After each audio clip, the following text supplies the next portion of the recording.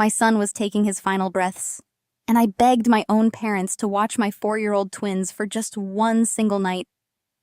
They told me my sister's country club anniversary party was a priority, and leaving would ruin their social standing. Desperate, I called my ex-husband. He laughed from his luxury ski trip in Aspen, told me he was not a babysitter, and hung up. A month later, I buried my child. 1 week after the funeral, my parents showed up at my door crying, the second I saw what they were holding. I closed the door in their faces and began dismantling their perfect lives. I am Clara, 34 years old, and I work as a medical data analyst. If you are watching this right now, I want you to pay very close attention. Before I continue this story, let me know where you are watching from in the comments below. Hit like and subscribe if you have ever realized that the people sharing your blood are actually your worst enemies. Because what I am about to tell you is not just a story about a toxic family. It is a story about how I mathematically dismantled their entire lives dollar by dollar until they had absolutely nothing left. To understand the sheer magnitude of their betrayal, you have to understand the night my world ended. It was a Tuesday in late October, the kind of night where the cold seeps through the hospital windows and settles directly into your bones. I was standing in the pediatric intensive care unit of Seattle Children's Hospital for 3 years. My 7-year-old son, Leo, had been fighting acute lymphoblastic leukemia. He was the bravest boy I had ever known, but his little body was failing. The medications had stopped working. The treatments had failed. The machines around his bed were beeping in a frantic, terrifying rhythm that echoed down the long white corridor. His oncologist, Dr. Aries, pulled me into the hallway. Her eyes were red and her voice carried a weight that made my knees weak. She did not have to say the words, but she did anyway. She told me his organs were shutting down and it was only a matter of hours. She looked me in the eye and told me I needed to be there, and that I should not leave the floor under any circumstances. I could not breathe.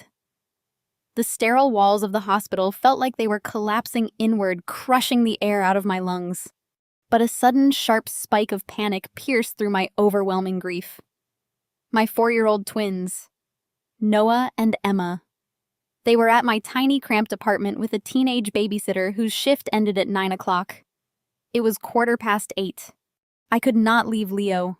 I could not let my firstborn die in a hospital room holding a nurse's hand instead of his mother's.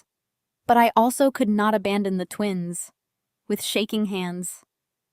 I pulled out my phone and called my parents, Richard and Patricia.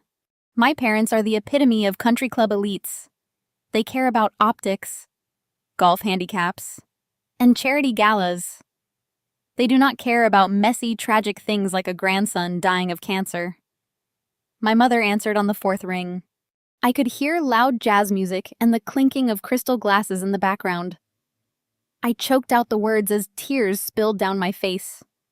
I told her it was Leo, and he was not going to make it through the night. I begged her and Dad to go to my apartment right away just to sit with Noah and Emma, so the babysitter could go home safely. There was a pause on the other end of the line. It was not a pause of shock or devastation. It was a pause of deep, profound inconvenience. My mother sighed heavily and asked if it really had to be tonight. She explained they were at the club for Olivia and Jamal's 5th wedding anniversary party. She noted that half the board of directors was there, and if my father and her just up and left, it would look terrible and people would ask questions. Olivia is my younger sister, 30 years old, perfectly polished, deeply selfish, and forever the golden child of our family. I dropped my voice to a desperate whisper and reminded my mother that her grandson was dying right at that very moment. I pleaded with her. My mother told me to stop being so dramatic. She claimed the doctor was always overly cautious and promised they would come by the hospital tomorrow morning. She added dismissively that Olivia would be crushed if they ruined her special night. Then she told me to call Brandon because he is their father and should deal with it. The line went dead. My own mother hung up on me while I stood 30 feet away from my dying child. I did not have time to scream. I did not have time to break down in the hallway. I pulled up Brandon's contact. Brandon is my ex-husband, a 40-year-old commercial real estate broker who wore custom suits and drove a $100,000 car. He had walked out on us the day Leo's initial diagnosis came back. He said he could not handle the stress of having a sick kid. During the divorce, he willingly signed away all medical and legal custody just so he would not have to deal with the frequent hospital visits. I hit dial and prayed he would answer. He did, but the sound of rushing wind and loud laughter echoed through the speaker. I told Brandon I needed him to go to the apartment because Leo was passing away, and I desperately needed someone to watch the twins. Brandon laughed. It was an actual, genuine laugh. He asked if I was kidding him, and proudly announced he was in Aspen. He said he had been planning this ski trip with his firm for 6 months and was literally standing at the bar at an exclusive hotel.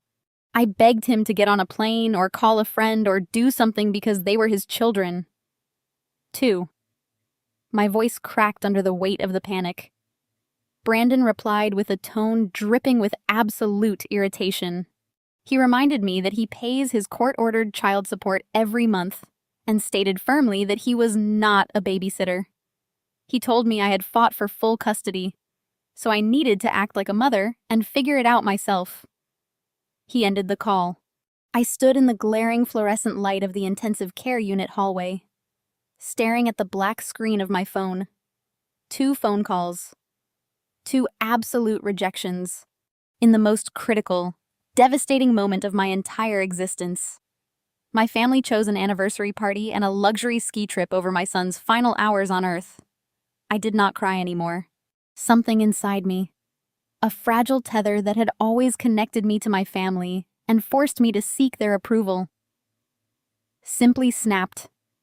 I called the teenage babysitter and offered to pay her triple her hourly rate to stay the night. Then I put my phone away and walked back into Leo's room. I crawled into the narrow hospital bed, wrapped my arms around his frail body, and stayed awake all night listening to the slow, agonizing decline of the machines until there was nothing left but silence. The silence in the room was absolute. The monitors that had dictated my life for 3 years were finally turned off. I sat there in the sterile light holding Leo's hand as it slowly lost its warmth.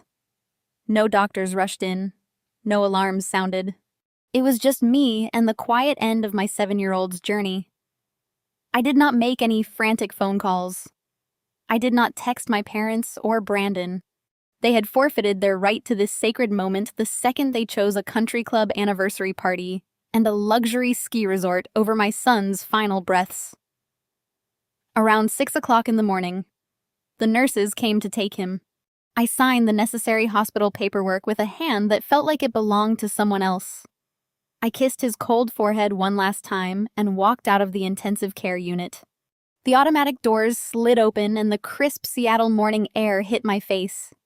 People were driving to work, drinking coffee, and listening to the radio. The world was waking up while my entire universe had completely ended. The drive back to my apartment was a blur of gray skies and numb disbelief. I navigated the morning traffic on pure autopilot. When I walked through the front door, my apartment was dead silent. I paid the exhausted teenage babysitter, handing her the extra cash I had promised. She gave me a sympathetic look, but asked no questions. As soon as she locked the door behind her, I walked straight into the twins' bedroom. Noah and Emma were fast asleep, their chests rising and falling in perfect unison. They looked so incredibly small, tangled in their blankets. I slid down the wall and sat on the floor between their beds. I pulled my knees to my chest and finally wept. I cried until my throat bled, until there were no tears left, until the physical pain in my chest felt like a literal heart attack. I stayed on that floor for hours, fiercely guarding the 2 children I had left. I did not turn my phone on until noon, when I finally powered up the screen. I expected to see a missed call from my mother. Patricia, I thought maybe Brandon had sobered up from his Aspen bender and sent a quick text asking for a medical update. Instead, I was bombarded with dozens of notifications. They were not text messages or concerned voicemails. They were social media alerts. I opened my Instagram app, and my blood ran ice cold. My sister Olivia had posted a beautifully filtered black and white photo of her holding Leo. But it was not a recent photo. It was a picture taken 3 years ago before the grueling chemotherapy had ravaged his little body. Before he lost his hair. Before his skin turned translucent. The caption was an absolute masterclass in performative grief. She wrote about how her heart was shattered into a million pieces and how heaven gained the most perfect angel today. She called him her sweet nephew and asked everyone to please respect our family's privacy during this unimaginable tragedy.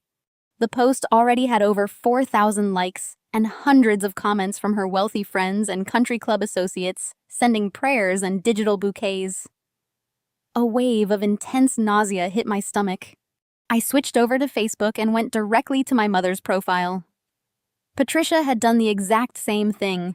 She had posted a massive multi-paragraph essay about the unbearable agony of a grandmother losing her precious boy. She tagged all of her elite socialite friends, soaking up the public sympathy and replying to comments with crying emojis. They did not even know he had passed from me. I had not called them. The hospital had not called them. How did they find out so quickly? A text message from a distant cousin answered my question. She sent her condolences, mentioning she had seen the hospital's internal obituary notice that gets pushed to a local registry system. My family had not even bothered to check on me to see if I was surviving. They saw a public notice online and instantly weaponized my son's death for cheap social currency. But the most repulsive post of all came from Brandon. My ex-husband had posted a photo of himself on the slopes in Aspen, looking stoic and gazing off into the mountains. He wore mirrored ski goggles reflecting the snow-capped peaks, looking like a catalog model rather than a grieving parent. Snorts. The caption made my vision blur with pure, unadulterated rage. He wrote about a father's worst nightmare coming true and claimed he was taking time away in the mountains to process this profound loss and find peace in nature. He was actively using the death of the son he abandoned to justify staying on his luxury ski trip. He was leveraging his own child's tragedy to get sympathy from his commercial real estate partners while drinking at a high-end bar. I sat alone in my kitchen staring at the glowing screen. I did not leave a comment on their posts. I did not call them out or demand they take the pictures down immediately.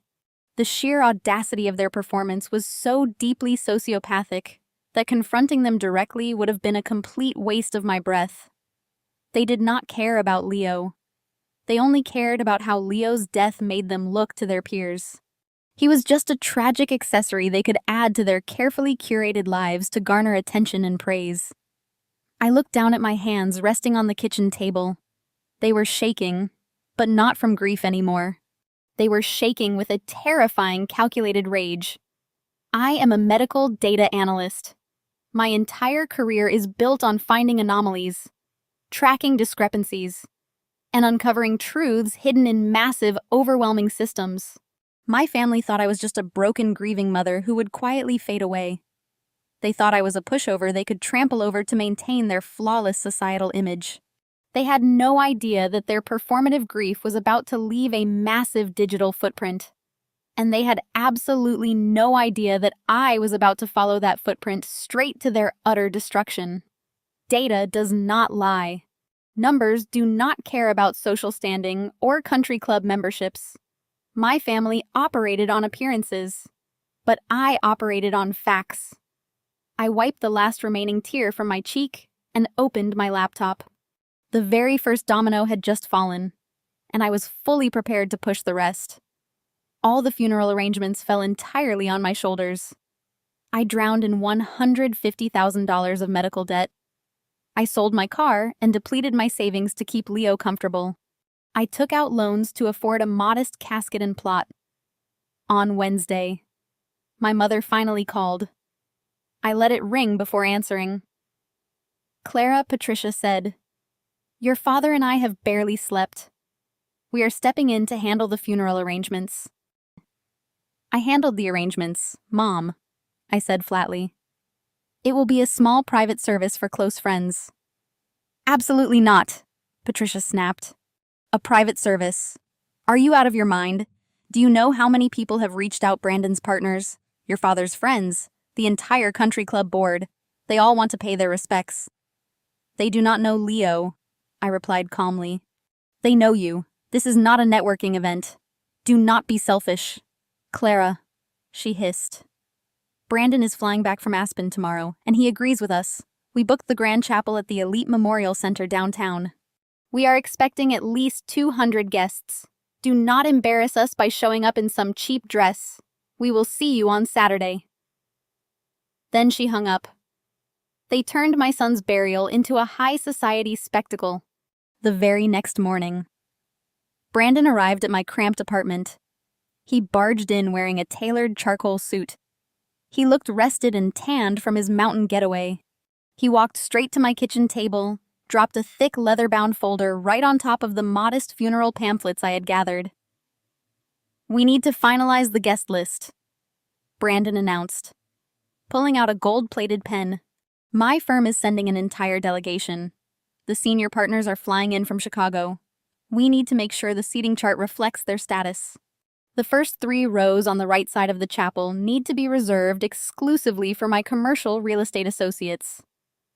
I stared at him in pure and absolute disbelief. I told him he was out of his mind if he thought I was going to let him turn our son's memorial into a corporate networking mixer. I reminded him that he had not visited Leo in over 6 months, and his senior partners did not even know our son's middle name. Brandon let out a frustrated sigh, pinching the bridge of his nose.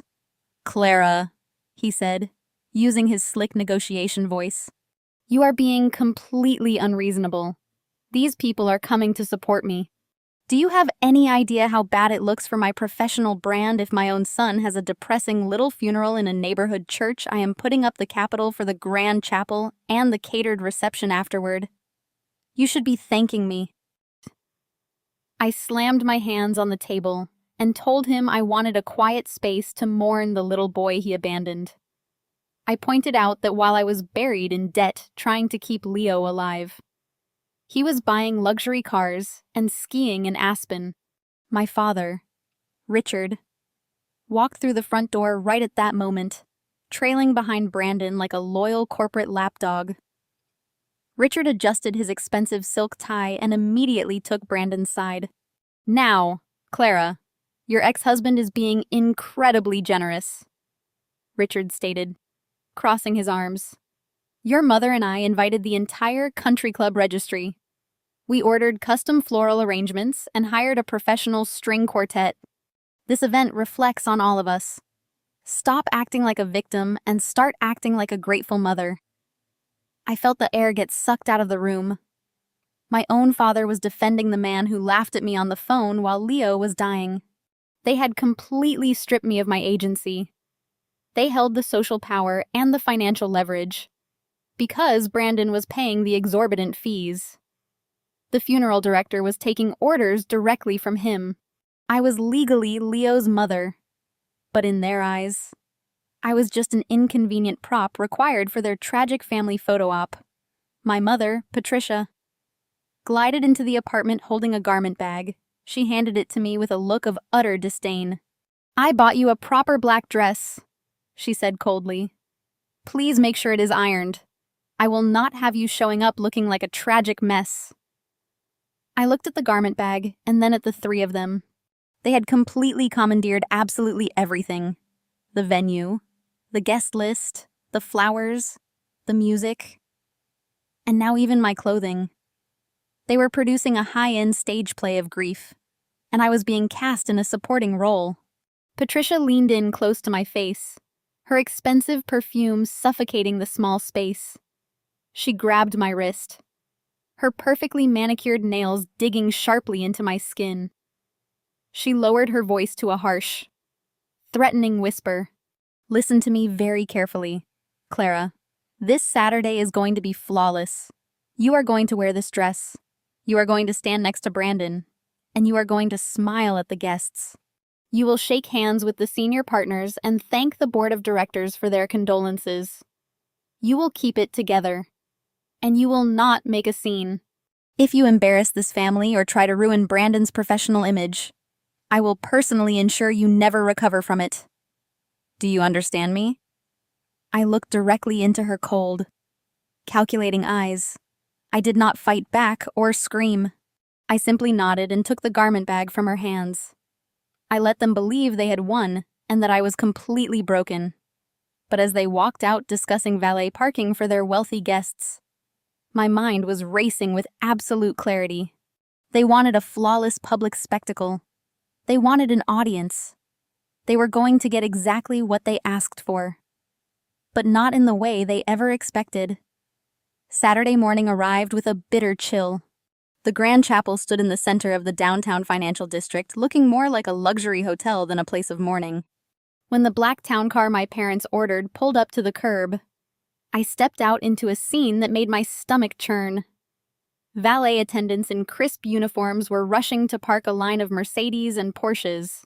A local society photographer was stationed near the massive oak doors, snapping pictures of wealthy executives as they walked inside.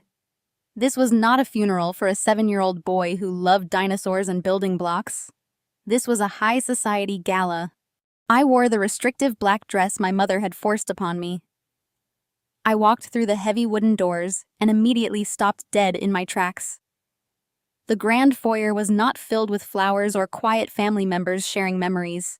Instead, the space was dominated by 6 massive glossy standees.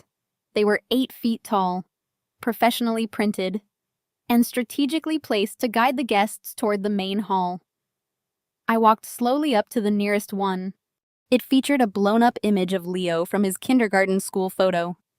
The text above his smiling face was printed in elegant gold lettering. It read, "The Leo Hope Foundation."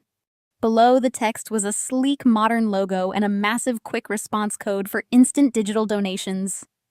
Stacks of high-end brochures rested on silver platters offering tax-deductible contribution forms.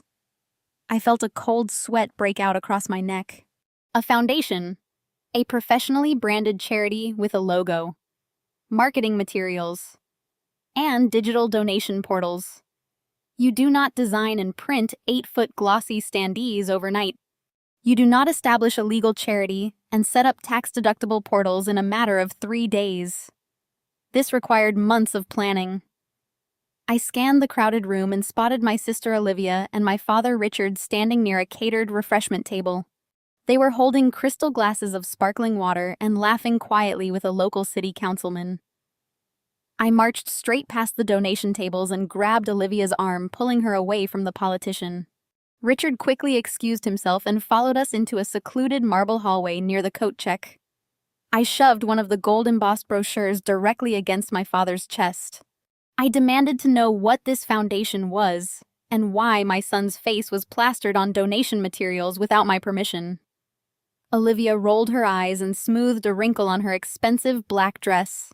She told me to lower my voice because people were staring. Richard grabbed the brochure from my hand and offered a patronizing smile. He placed his hands on my shoulders, using that deep, comforting tone he saved for difficult clients. He told me I was deeply confused and acting irrationally because of my grief.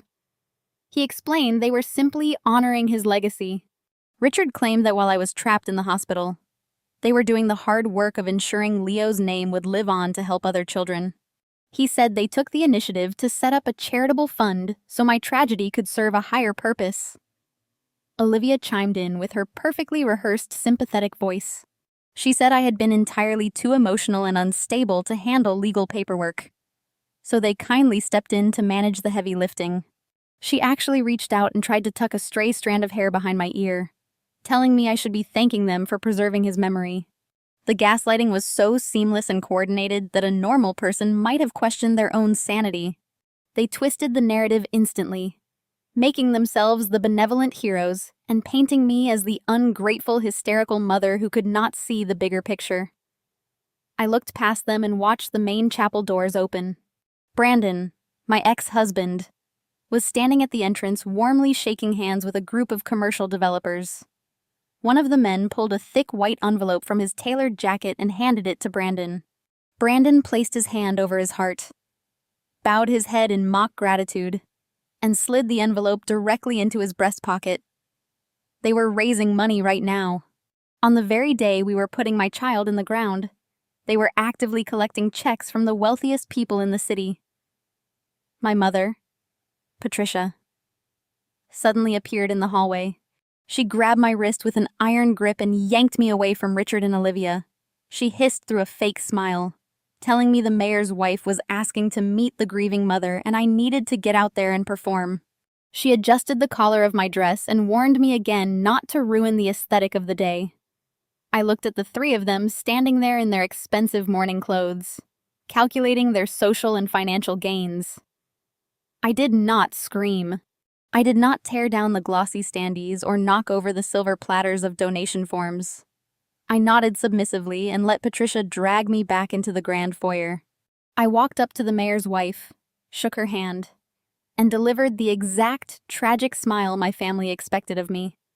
I played my part flawlessly, but beneath the obedient exterior, my analytical mind was running 1,000 calculations per minute.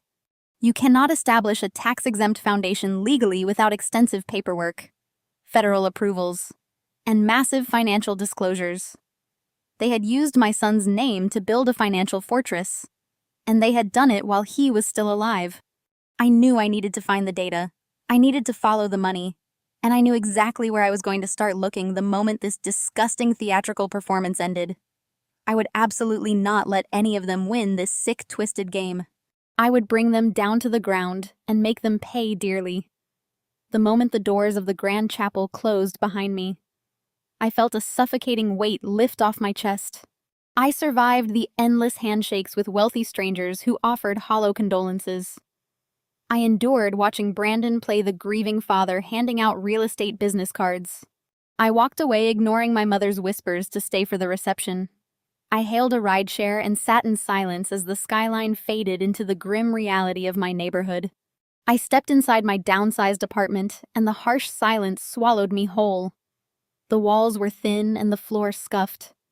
I unzipped the black dress Patricia forced upon me, letting it pool on the floor like a discarded costume. I changed into sweatpants. I needed water. But when I opened my refrigerator, I was met with empty wire shelves. A single jar of mustard and a half-empty carton of milk sat in the pale yellow light. Every penny I possessed went to pediatric oncology. Spread across my small dining table was the physical manifestation of my absolute ruin.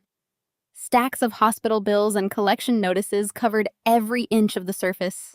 $150,000. That was the exact price tag of trying to save a 7-year-old boy alone. The numbers blurred together in red ink. Past due. Immediate action required. I sacrificed my credit, my savings, and my home. I had nothing left to give. My phone buzzed, instead of a collection text. A social media notification popped up. An update from Brandon. My ex-husband just posted a picture taken outside the funeral venue. He leaned casually against the hood of a brand new midnight black Tesla Model S. The caption read that sometimes you need to treat yourself to push through the darkest days. He bragged about the custom white leather interior. He used a hashtag about self-care. I stared at the screen as my stomach twisted. I was staring at an empty refrigerator and a mountain of medical debt, while the father of my child bought a luxury vehicle to self-soothe after treating our son's memorial like a corporate mixer. He laughed from Aspen when Leo was dying, and now he was flexing a luxury car while I could barely afford groceries. The glaring inequality of our situations was mathematically impossible. Brandon was incredibly greedy and constantly leveraged in bad deals. He never had that kind of liquid cash sitting around to buy a premium Tesla outright. Suddenly, my phone rang violently. The caller identification showed an out-of-state number. I recognized the area code from previous collection agency calls. Today.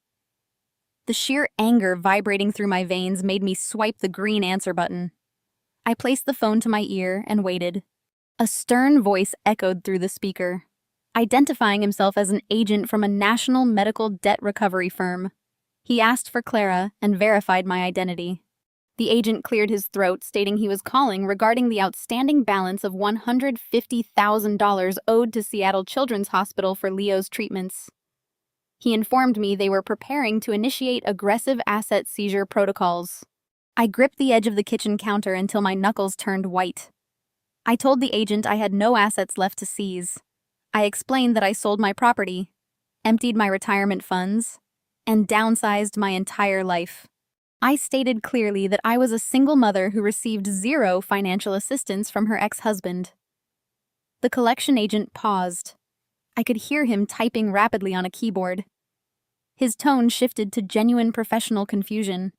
He asked me to hold on for a moment while he reviewed the secondary financial disclosures attached to my son's hospital profile.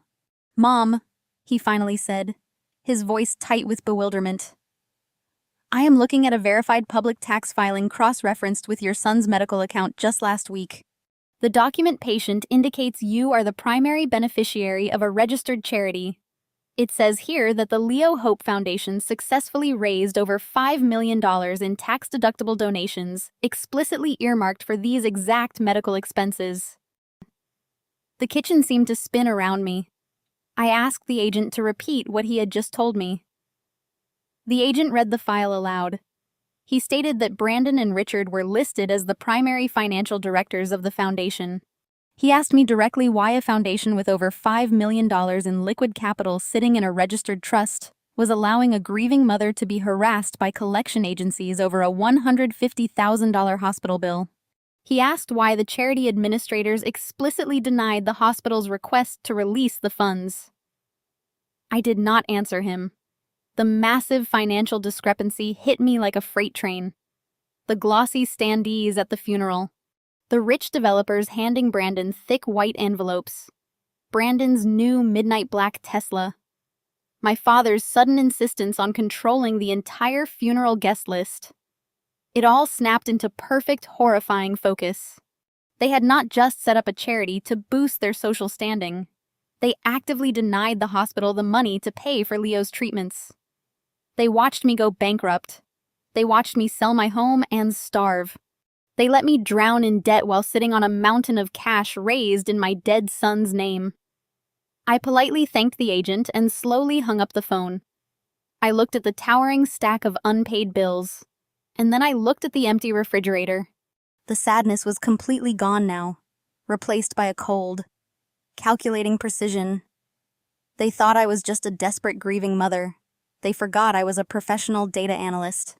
They forgot I knew how to track every digital breadcrumb they carelessly left behind. I walked over to my laptop and finally cracked it open. The time for my morning was completely over. It was time to hunt. I stared at the glowing screen of my laptop, letting the stark white light illuminate the dark kitchen. My fingers hovered over the keyboard, but I hesitated. To track a corporate entity effectively, I needed official parameters. A registered business name is often not enough because shell companies frequently operate under various doing business as aliases. I needed a state of incorporation, or ideally, an employer identification number. I pushed my chair back and turned my attention to the mountain of envelopes I had dumped on the dining table earlier that week. I had been too paralyzed by grief to open most of them, assuming they were just more final notices from aggressive collection agencies and relentless medical billing departments. I began tearing through the stack, sorting the commercial envelopes from the personal ones. Hospital bills went to the left, utility warnings went to the right. Near the bottom of the pile, hidden beneath a thick packet of insurance coverage denials, I found a crisp white envelope with an official government seal. The return address read Department of the Treasury Internal Revenue Service. I frowned, staring at the bold black lettering. I had not filed any recent tax amendments, and my personal bankruptcy proceedings had not yet reached the federal notification stage. I inspected the front of the envelope closely. It was addressed to my apartment, but the recipient name was not mine. It was addressed to the Leo Hope Foundation care of Clara Davies.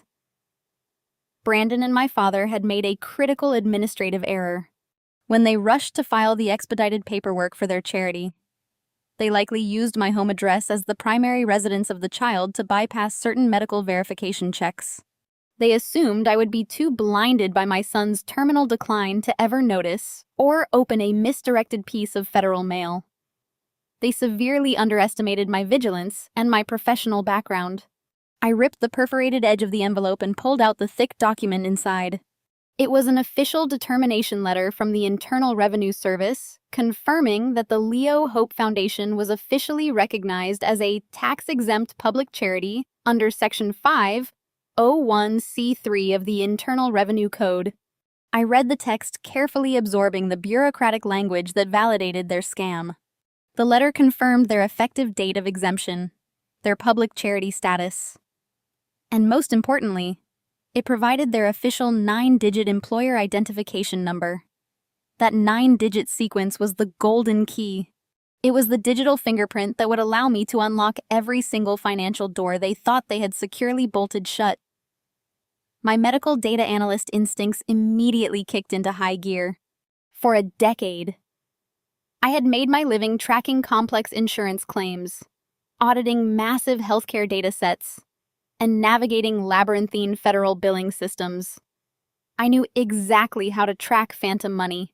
I knew how to cross-reference shell companies and trace hidden assets through public tax records. Brandon and Richard were commercial real estate brokers and country club socialites. They knew how to schmooze investors at fancy galas, but they knew absolutely nothing about digital forensic accounting. I sat back down at my laptop and cracked my knuckles. The profound sadness that had weighed down my limbs for months was entirely replaced by a surging electric adrenaline. I opened a secure browser and navigated directly to the Internal Revenue Service tax-exempt organizations search database. I typed the 9-digit employer identification number into the search bar and hit enter. The system took a few agonizing seconds to query the federal servers before populating a detailed results page. There it was. The Leo Hope Foundation registered as a charitable trust operating out of a premium commercial office space downtown. It was the exact same luxury office building where Brandon managed his commercial real estate firm. I did not stop there. The federal search only provided basic registration details and confirmation of their good standing. I needed the granular financial disclosures to build a case. Public charities are legally required to file a Form 990, which meticulously details their revenue, their executive compensation, their operational expenses, and their charitable disbursements. These documents are public record, but they are often buried in specialized transparency databases. I opened a new tab and accessed a comprehensive nonprofit tracking database that I frequently used for hospital grant analyses. I bypassed the basic search parameters and used a custom data extraction script I had written years ago to pull the complete raw filing history of the foundation. The progress bar on my screen inched forward as the script communicated with the servers, bypassing the user-friendly interface and digging straight into the raw tax filings. While the data downloaded, I opened a blank spreadsheet. I labeled the columns meticulously, preparing to track every dollar, every date, and every signature. I was going to map out their entire fraudulent ecosystem. I set up tracking macros to highlight discrepancies between incoming donations and outgoing medical payments. I knew the exact cost of Leo's treatments down to the last cent because I was the one who had been billed for them. I had the hospital invoices, the denial letters from the insurance companies, and the receipts for the out-of-pocket medications I had purchased. The download complete notification pinged softly from my computer speakers.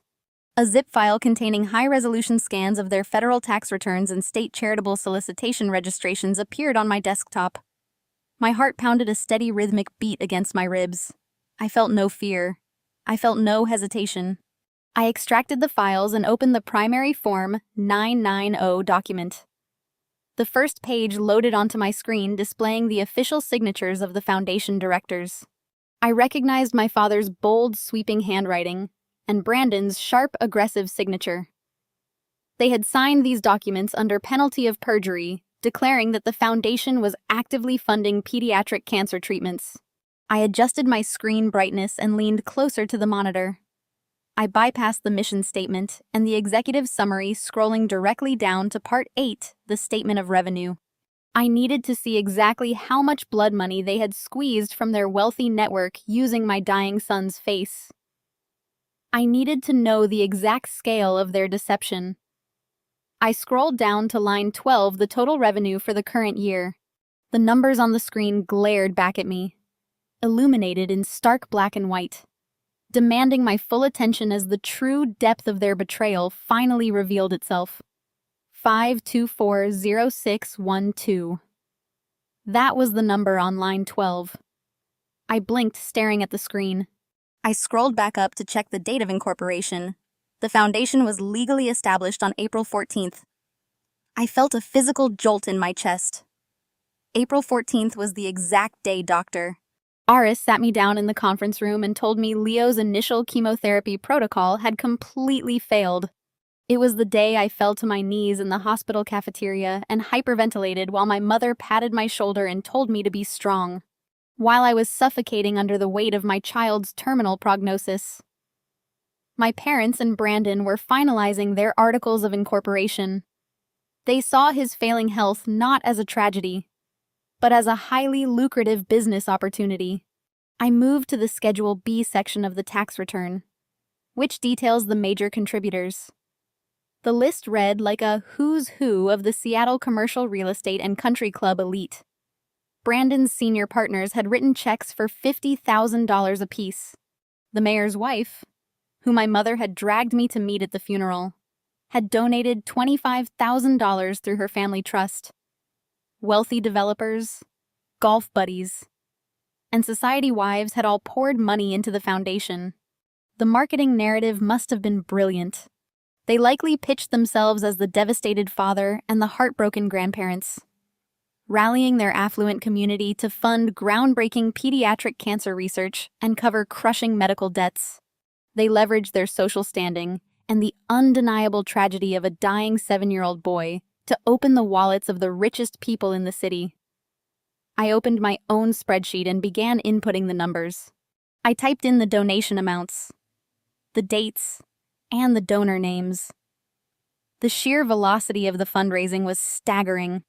Within the first 2 weeks of incorporation, they had raised over $1 million. By August, when I was frantically selling my furniture and moving into this cramped apartment to afford Leo's specialized pain medications, the foundation was sitting on $3 million in liquid cash. I remember calling Brandon in August, begging him to help me pay for a specialized wheelchair.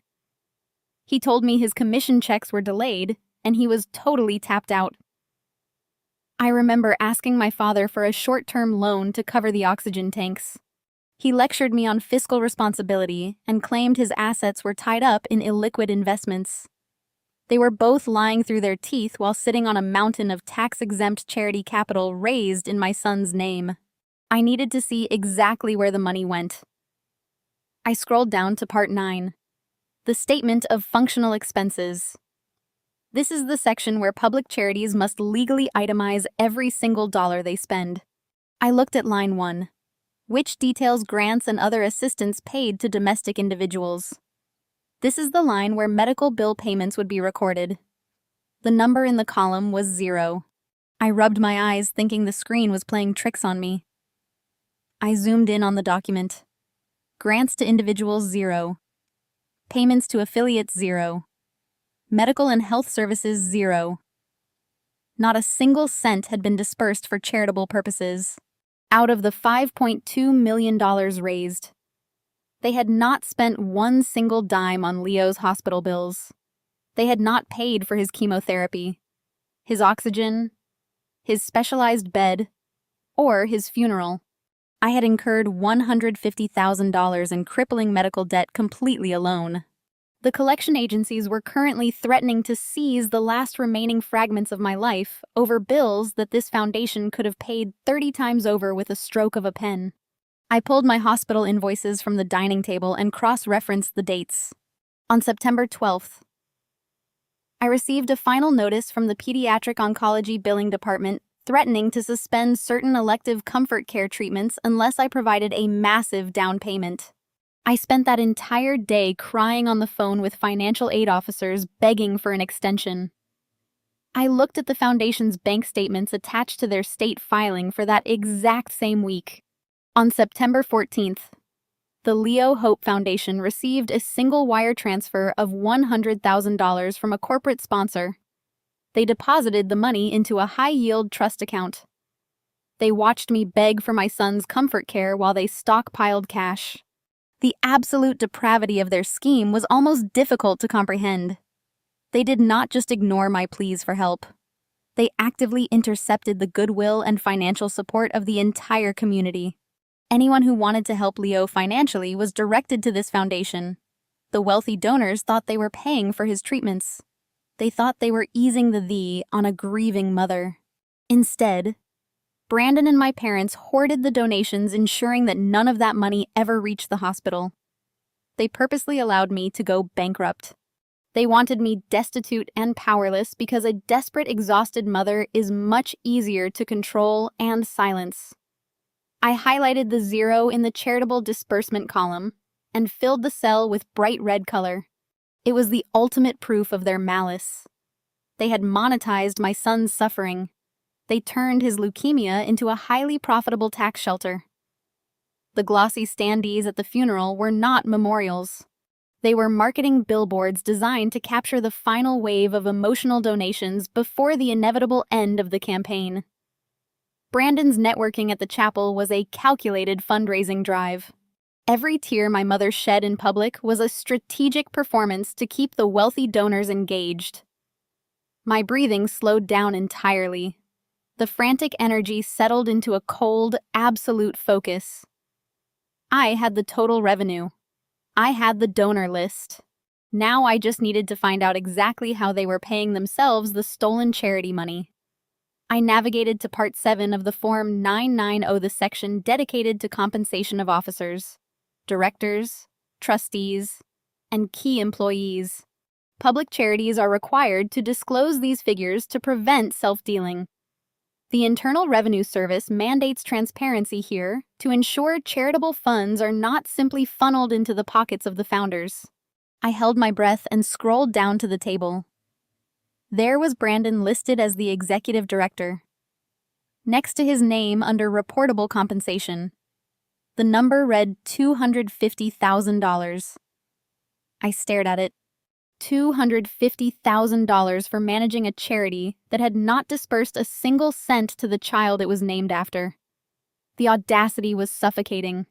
Brandon had legally engineered a scenario where he was paid $250,000 in tax-exempt money, essentially for pretending to be a grieving father at country club mixers, while I was taking out personal loans with crushing interest rates to buy Leo's specialized formula. Brandon was cashing six-figure checks drawn directly from the goodwill of the community. I scrolled down further. Richard, my own father, was listed as the chief financial officer. His compensation was marked at $175,000. Between the two of them, they had siphoned $425,000 in direct salaries from the foundation within the first fiscal year alone. But the direct compensation was only the first layer of the scheme. True financial fraud in the nonprofit sector rarely stops at salaries. The real money is hidden in the operational expenses. I moved to Part 9, the Statement of Functional Expenses, where charities break down their operating costs. I scanned the lines looking for anomalies. Line 13, Office Expenses, showed a staggering $120,000. I quickly cross-referenced this with the address listed on the front page of the tax return. The foundation was operating out of the exact same commercial office building where Brandon managed his real estate firm. I opened a new tab and pulled up the leasing records for that specific commercial property. Brandon was not just a tenant in that building. He was the primary leaseholder for the entire 12th floor. The pieces snapped together. The Leo Hope Foundation was paying $120,000 in rent and office expenses directly to Brandon's commercial real estate firm. He was using tax-exempt charity money to subsidize his own overhead costs. It was a classic shell game. The foundation leased premium office space from Brandon's company, essentially transferring charitable funds into his corporate accounts under the guise of legitimate operational expenses. This was blatant self-dealing, a massive violation of federal tax-exempt laws. My eyes darted back to the tax return landing on line 11 fees for services. Legal, accounting, and professional fundraising fees totaled over $300,000. I dug into the supplementary schedules attached to the back of the return to identify the specific vendors receiving these massive payouts. The primary consulting firm listed was a company called Apex Wealth Management. I recognized the name immediately. Apex Wealth Management was the boutique financial firm where my brother-in-law, Jamal, worked as a senior portfolio manager. I paused, analyzing this new variable. Jamal was married to my sister, Olivia.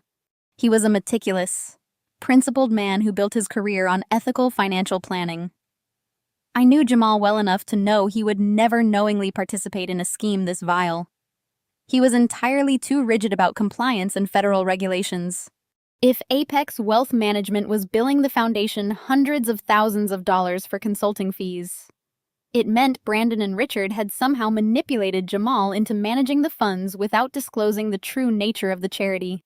They were likely using Jamal's pristine professional reputation to legitimize their operation, shielding the funds within a respected wealth management portfolio.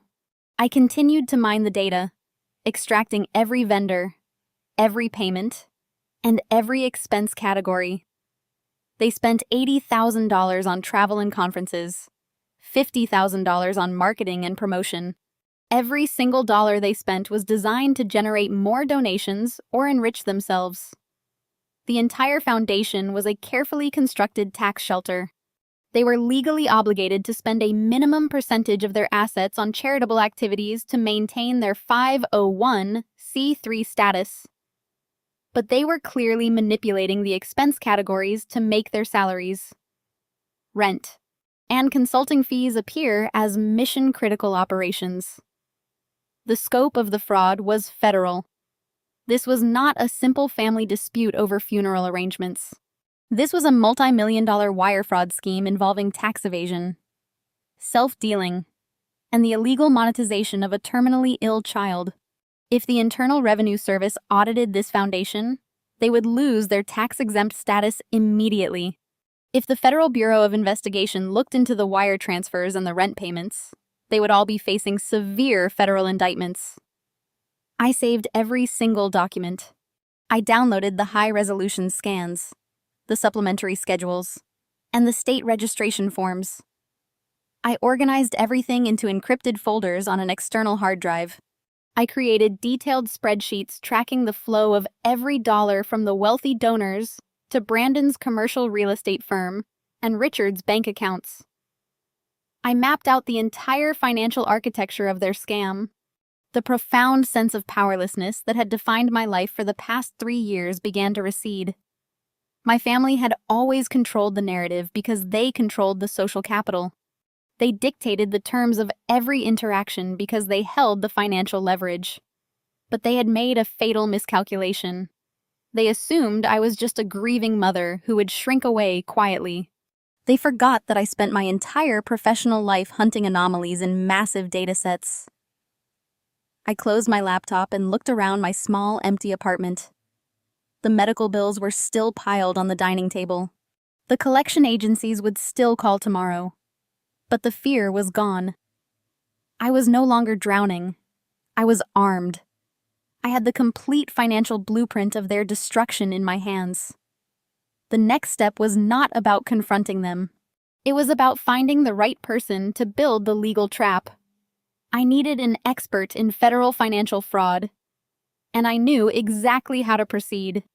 I was going to dismantle their entire lives with the same cold, calculating precision they had used to abandon my son. I opened a new spreadsheet and named it Timeline of Deception. My apartment was utterly silent except for the rhythmic clicking of my keyboard.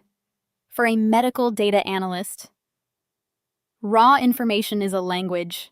It is a puzzle waiting to be solved. I did not scream or throw things. The sheer magnitude of their betrayal required absolute focus. I needed to build a chronological sequence of events that clearly demonstrated intent to defraud. I needed a timeline so legally bulletproof that a federal prosecutor could present it to a grand jury without hesitation. I started pulling up digital records from my personal archives. I accessed my divorce settlement documents, which had been finalized 3 years ago. I scrolled down to the custody agreement section. Brandon had insisted on a very specific clause. He explicitly surrendered all legal and physical custody rights, specifically citing his inability to handle the medical decision-making process for a chronically ill child. He legally absolved himself of any responsibility for Leo's care. That document was signed, notarized, and filed with the state court. Brandon had no legal standing to make medical decisions for Leo, and certainly no legal right to raise funds under the guise of managing his care. I cross-referenced the date of that divorce decree with the date of the Leo Hope Foundation Incorporation. Brandon surrendered his medical rights in February 2 years ago. He incorporated the foundation in April of this year. He had legally severed his ties to Leo's medical care, and then 2 years later established a tax-exempt charity to ostensibly fund that exact same medical care. The contradiction was stark and legally devastating. It proved that he never intended to use the funds for Leo's treatment because he had no legal mechanism to pay the hospital directly without my authorization as the sole medical proxy. Next, I moved to the issue of intellectual property and likeness rights. When Leo was first diagnosed, I had started a private online journal to keep family and friends updated on his progress. It was a secure, password-protected site where I posted photos and medical updates.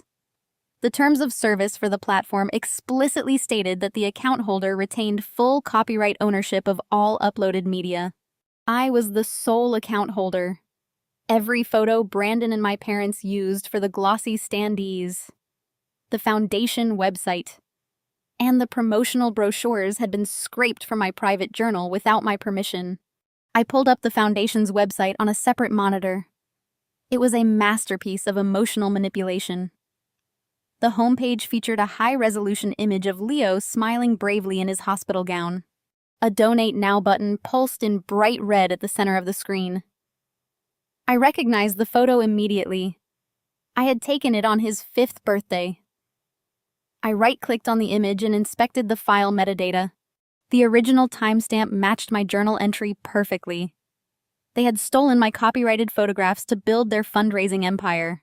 Under federal law, using a person's likeness for commercial or fundraising purposes without their explicit written consent or the consent of their legal guardian is a violation of the right of publicity.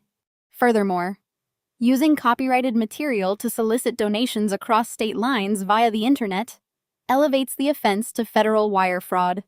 Brandon and Richard were using electronic communications to execute a scheme to defraud the public out of millions of dollars using stolen intellectual property belonging to a minor child whose sole legal guardian was entirely unaware of the bomb operation. I began printing everything. The whir of my cheap inkjet printer filled the small kitchen as pages piled up on the dining table. I printed the Form 990 tax returns, the state charitable solicitation registrations, the foundation's web pages, the metadata logs from the stolen photos, and the divorce decree detailing Brandon's surrendered custody rights. I printed the itemized hospital bills and the collection agency notices to prove that 0 charitable funds had been dispersed. I organized the printed documents into heavy manila folders, creating a physical dossier of their crimes. This was not a circumstantial case. It was a documented, verifiable paper trail of federal felonies.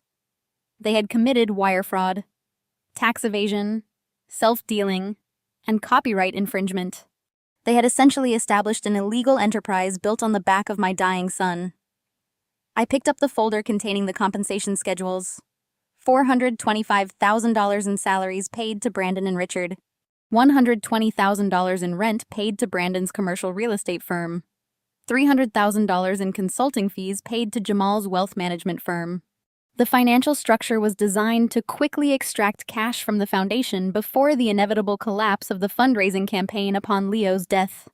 They were likely planning to dissolve the charity within a year, claiming the mission was fulfilled while quietly absorbing the remaining assets into their corporate accounts. I needed an inside man. The public tax filings were enough to trigger an audit, but they were not enough to secure immediate indictments. I needed the private accounting ledgers, the internal emails, and the unredacted bank statements. I needed someone with direct access to the financial plumbing of their operation. I needed someone who handled the money but was not part of the core conspiracy. I thought about Jamal. My brother-in-law was a meticulous wealth manager. He managed the consulting firm that billed the foundation $300,000. Jamal was married to Olivia, but he was fiercely independent and rigorously ethical in his professional life. He was a stickler for compliance and federal regulations. If Brandon and Richard were using Jamal's firm to launder the charity money, they must have lied to him about the nature of the funds. They must have presented the foundation as a legitimate family trust to bypass his compliance checks. If Jamal discovered that his in-laws had manipulated his firm into facilitating federal wire fraud and tax evasion, he would be absolutely furious. His entire career, his professional licenses, and his personal freedom would be on the line. He was the perfect target. He was the weak link in their financial fortress. I placed the manila folders into a sturdy leather briefcase. I checked my watch. It was 2:00 in the morning. I had been working for 6 straight hours. The adrenaline was still pumping through my veins, keeping the exhaustion at bay. I had the data. I had the timeline. I had the legal framework. Now I needed to execute the master plan. I was going to approach Jamal not with accusations, but with raw, unfiltered data. I was going to show him exactly how his wife and her family had turned him into an unwitting accomplice in a multi-million-dollar federal crime. The quiet rage had transformed into a lethal weapon, and I was ready to pull the trigger. The next morning, I called an old college friend who worked as a corporate litigator downtown. I did not give him the specifics over the phone. I just told him I needed the name of the most ruthless federal financial fraud attorney he knew. Someone who did not play golf with my father, and who had zero connections to Brandon's commercial real estate firm. He gave me a name and a number, and told me this guy was a former federal prosecutor who now specialized in dismantling corrupt nonprofits. I scheduled an appointment for later that afternoon. I packed my leather briefcase with the printed manila folders and took an Uber to a sleek high-rise office building. The attorney's name was David Vance.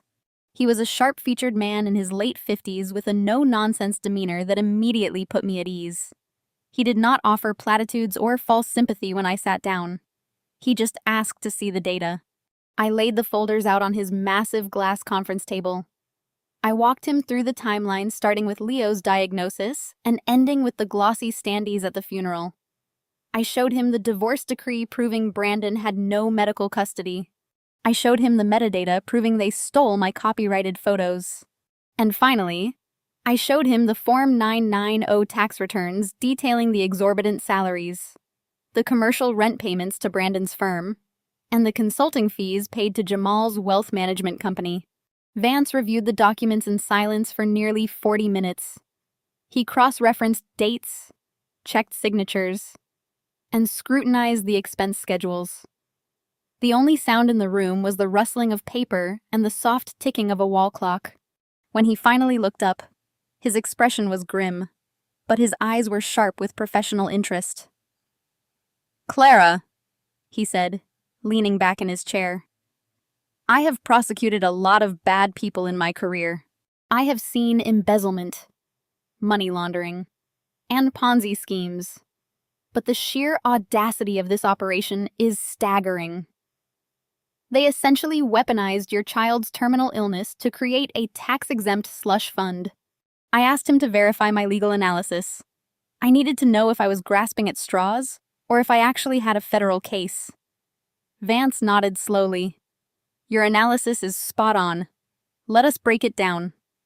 First, we have wire fraud.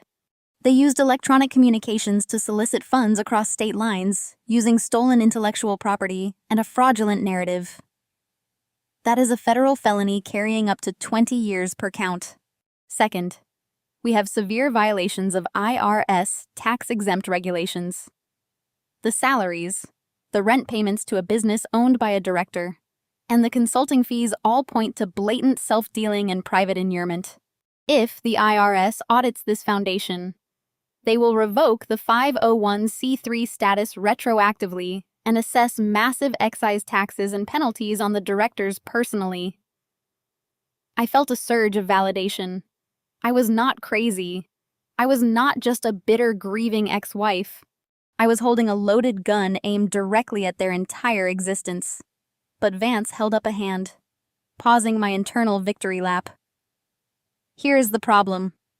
Clara, public tax returns are enough to trigger an IRS audit, but an audit can take years. The IRS moves slowly, and Brandon and your father have the resources to hire expensive tax attorneys to drag the process out indefinitely, to secure immediate federal indictments. We need more than just the public filings. We need the internal accounting ledgers. We need the raw bank statements, the internal emails, and the unredacted transaction logs. We need to prove beyond a reasonable doubt that they actively conspired to divert funds away from medical expenses and into their own pockets. I noted the distinction between reasonable suspicion and prosecutorial certainty. I told Vance that I knew exactly where to find the internal ledgers. I explained the role of Apex Wealth Management and the $300,000 in consulting fees. I told him about my brother-in-law, Jamal. Vance leaned forward, resting his elbows on the glass table. You think Jamal is involved in the fraud? No, I said firmly. I know Jamal. He is married to my sister Olivia, but he operates in a completely different ethical universe. He is a compliance fanatic.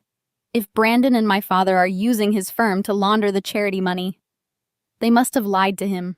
They must have presented the foundation as a legitimate family trust. If Jamal discovers that he has been used as a pawn in a federal wire fraud scheme, he will be absolutely livid. His professional licenses are on the line. He is the weak link. Vance tapped a pen against his notebook, considering the strategy. Approaching an insider is incredibly risky. If Jamal tips off Brandon or your father, they will immediately start destroying evidence. They will wipe servers, shred documents, and transfer funds offshore. If you approach him, you cannot use accusations. You have to use data. You have to corner him with irrefutable proof so he has no choice but to cooperate. I assured Vance that data was my specialty. I had the hospital bills, the collection agency notices, and the public tax filings. I would show Jamal the stark contrast between the millions raised for medical expenses and the $0 dispersed to the hospital. I would show him the exorbitant fees paid to his own firm and ask him to explain how a legitimate charity operates with a 0% programmatic disbursement rate. Vance agreed. He outlined the legal protections available for whistleblowers under the IRS program and the False Claims Act. If Jamal cooperated and provided the internal ledgers, he could secure immunity from prosecution and potentially receive a percentage of the recovered funds. It was a powerful incentive for a wealth manager facing potential federal indictment. We spent another 2 hours formulating the approach. We drafted a non-disclosure agreement to ensure Jamal could not legally share the information I presented to him with anyone else, including his wife Olivia. We discussed the specific accounting documents needed to build a bulletproof case for the FBI. We needed the general ledger, the bank reconciliation statements, and any internal communications regarding the transfer of funds to Brandon's commercial real estate firm. As I packed the manila folders back into my briefcase, Vance offered a final piece of advice. Clara, he said, his voice serious. This is going to get ugly. When cornered, wealthy people with much to lose fight dirty. They will try to destroy your reputation. They will try to paint you as unstable and vindictive. You have to maintain absolute emotional control. You are not a grieving mother seeking revenge. You are a data analyst presenting facts to federal authorities. Do you understand? I understood perfectly. I thanked Vance for his time and walked out of his office. The cold Seattle air felt sharp and clear. The master plan was in motion. I had the legal framework and the strategic roadmap. The next step was the most dangerous, but also the most crucial. I needed to isolate Jamal and spring the trap. I needed the internal ledgers to lock Brandon and my parents in a federal cage. The quiet rage was now a highly organized tactical operation, and I was ready to execute the next phase. I waited 2 days to ensure Jamal was working from his satellite office, rather than the main Apex Wealth Management headquarters downtown. Jamal managed the portfolios of high-net-worth clients and preferred the quieter suburban office on Thursdays to review complex financial models without interruption. I knew his schedule because Olivia constantly complained about it at family dinners, calling him a workaholic who prioritized spreadsheets over social events. She had no idea his dedication to his career was the very thing that made him the perfect target. I arrived at his office building precisely at noon, carrying the heavy leather briefcase. I wore a sharp-tailored suit projecting the image of a professional colleague rather than a grieving relative. The receptionist, an older woman with a kind smile, looked up as I approached. "I am Clara Davies," I said, offering a firm handshake. "Jamal is expecting me. We have a brief family financial matter to discuss before his 100 conference call." She checked her schedule, hesitated for a moment, and then buzzed his office.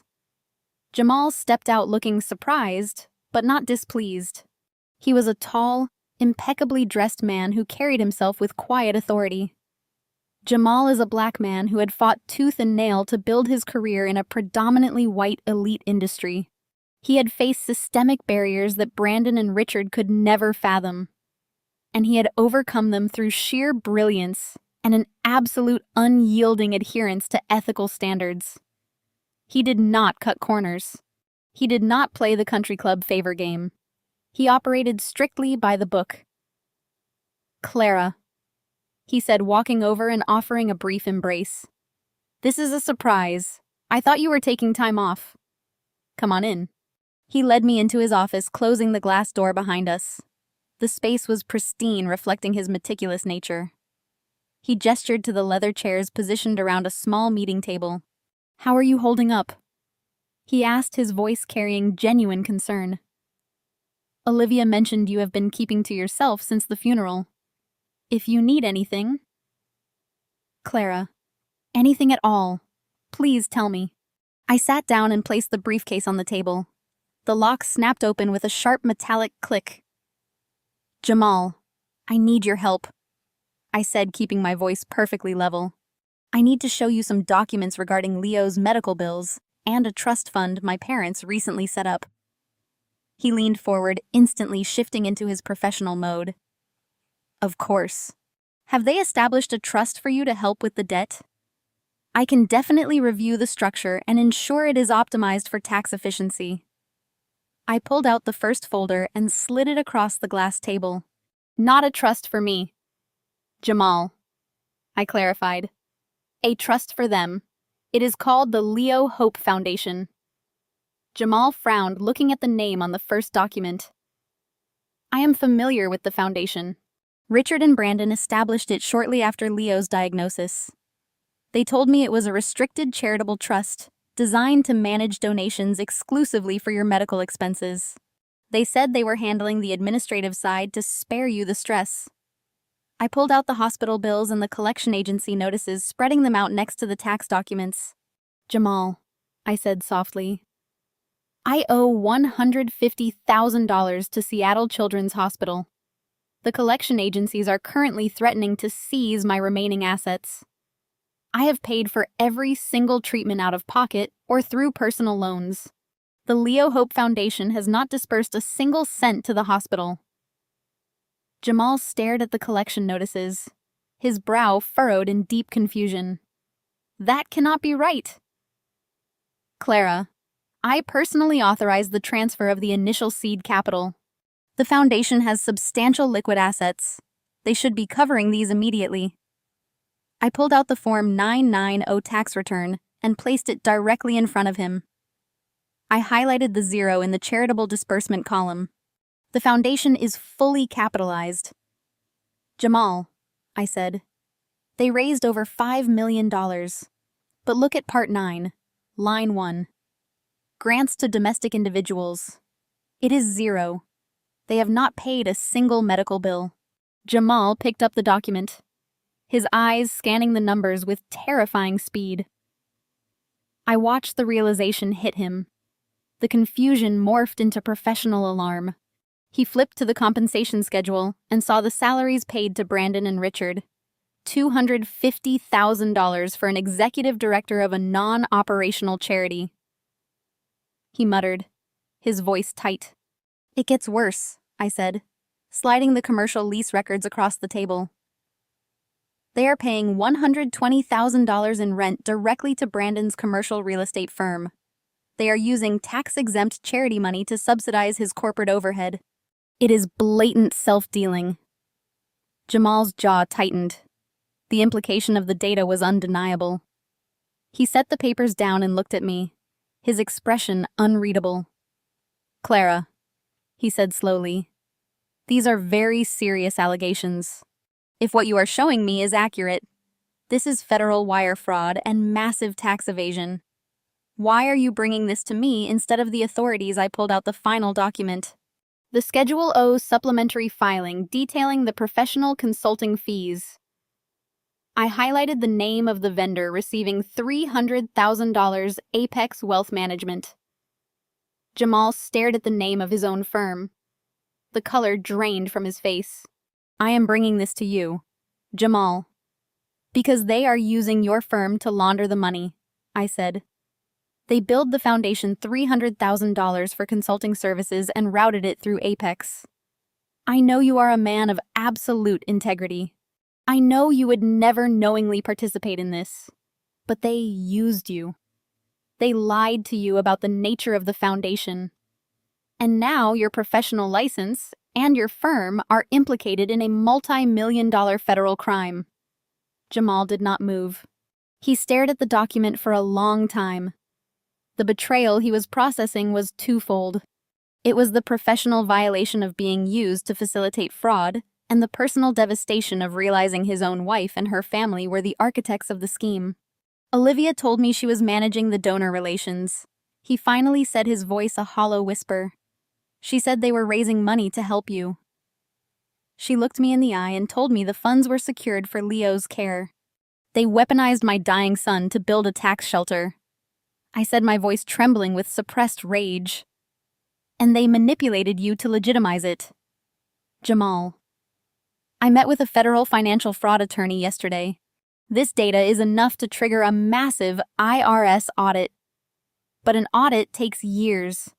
They will hire expensive lawyers and drag it out while sitting on millions. To secure immediate federal indictments, we need the internal accounting ledgers. We need the raw bank statements and the unredacted transaction logs. We need an inside man. Jamal slowly looked up from the documents. The shock in his eyes had hardened into a cold, furious resolve. He was a man who had built his entire life on doing things the right way. He had navigated a system designed to keep him out. And he had succeeded through sheer excellence. Now his privileged white in-laws had casually jeopardized his entire existence to fund their luxury lifestyles. You need the internal ledgers, he confirmed, his voice steadying.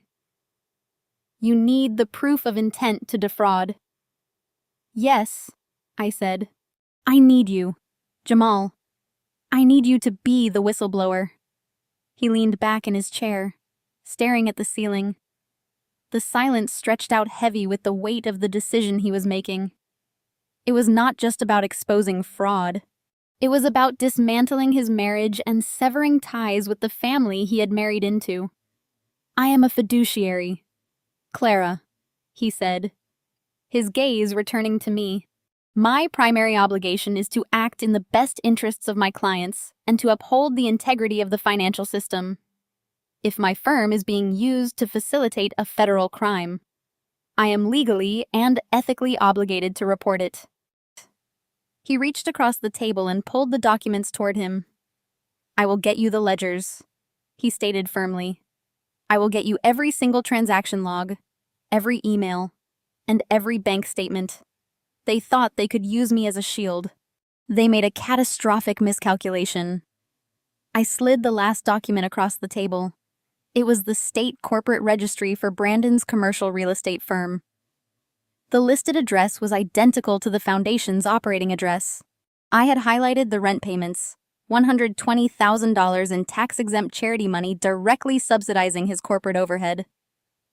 Jamal stared at the highlighted text. His breathing had become slow and shallow. The professional composure he had maintained for the last 10 minutes finally cracked. He ran a hand over his face, his fingers pressing hard into his temples. He was looking at the complete systematic destruction of everything he had built. Apex Wealth Management was not just a job to him. It was his reputation, his legacy, his proof that he belonged in an industry that had never rolled out the red carpet for a black man from a working-class background. He had earned his position through flawless execution and rigorous ethics. Now, his own wife and her family had turned him into an accessory to federal wire fraud. They used me, he said. His voice was not angry. It was devastatingly hollow. The betrayal was so profound it stripped away all emotion, leaving only the cold, hard facts. They needed a legitimate financial vehicle to park the money. I explained, keeping my voice steady. They knew that if they set up an amateur investment account, it would raise flags. But if the money was managed by a respected portfolio director at Apex, it looked like responsible fiduciary oversight. They used your reputation to launder $5 million. Jamal picked up the Form 990 tax return again. He looked at Olivia's signature on the director's page. She had signed the document. She knew exactly where the money was going. She knew about the $250,000 salary Brandon was pulling. She knew about the rent payments. She had stood beside Jamal at country club events, playing the grieving aunt, while actively participating in a scheme that could send her husband to federal prison. Olivia told me she was handling the compliance. He whispered. She said her father's lawyers had reviewed the structure and everything was above board. I trusted her. She is my wife. They are experts at manipulation. Jamal, I said softly. They manipulated the entire city. They took a dying 7-year-old boy and turned him into a tax shelter. They let me drown in $150,000 of medical debt while sitting on a mountain of cash. He looked up at me. The devastation in his eyes was replaced by a cold, calculating fury. Jamal was a wealth manager. He understood the legal implications of these documents better than anyone. He knew the Internal Revenue Service regulations. He knew the Securities and Exchange Commission compliance rules. He knew that if this foundation was audited and the fraud exposed, Apex would be implicated. His career would be over. He could face federal indictment for facilitating the transactions even if he was unaware of the fraudulent intent. Ignorance is rarely an effective defense in federal financial crimes. "What do you need me to do?" he asked. The question hung in the air. This was the pivot point. I was asking him to turn on his wife, to destroy his marriage, and to actively participate in the takedown of his in-laws. I was asking him to blow up his personal life to save his professional one. I met with a federal financial fraud attorney yesterday, I said. A former federal prosecutor named David Vance. He reviewed the public filings and confirmed this is massive federal wire fraud and tax evasion. But public filings are not enough for immediate indictments. If we trigger an audit, they will hire expensive lawyers and drag it out for years. Vance said we need the internal accounting ledgers. We need the raw, unredacted transaction logs. We need to prove intent. Jamal nodded slowly. You need the general ledger, the bank reconciliations, the internal emails regarding the transfer authorizations. Yes, I said. I need the proof that they actively diverted funds away from medical expenses and into their own pockets. If we hand that data over to the Federal Bureau of Investigation and the Internal Revenue Service, the trap snaps shut immediately. Vance said there are protections for whistleblowers under the False Claims Act. If you provide the internal ledgers, you can secure immunity. You can protect your firm and your license. Jamal stood up and walked to the floor-to-ceiling window looking out over the suburban office park. He stood there for a long time. I did not push him. I did not offer platitudes. I just let the data sit on the table demanding a response. I married into this family believing they were fundamentally good people. He finally said, his back still turned to me. Flawed. Yes, pretentious. Certainly. But I never imagined they were capable of this level of depravity. They used a dying child. They used you. And they used me. He turned around and walked back to the table. He placed both hands on the glass, leaning over the documents. I have access to the Foundation's portal through the Apex Client Management System, he said, his voice dropping to a low, intense murmur. I can extract the general ledger and the complete transaction history dating back to the initial deposit. I can pull the authorization emails where Richard directed the funds to Brandon's commercial accounts. He looked me straight in the eye. I am not doing this to save my license. Clara, I am doing this because it is right. What they did to you and to Leo is unforgivable. I will be your inside man. I felt a massive wave of relief wash over me. The final piece of the puzzle had clicked into place. I had the legal framework, the timeline, and now the internal data. The trap was fully armed. I pulled a document from my briefcase. It was the non-disclosure agreement Vance had drafted. I need you to sign this. Jamal, I said, sliding it across the table. It protects both of us. It ensures you cannot legally discuss this conversation or the data extraction with anyone, including Olivia. It builds a legal wall between your actions today and your marriage. He did not even read it.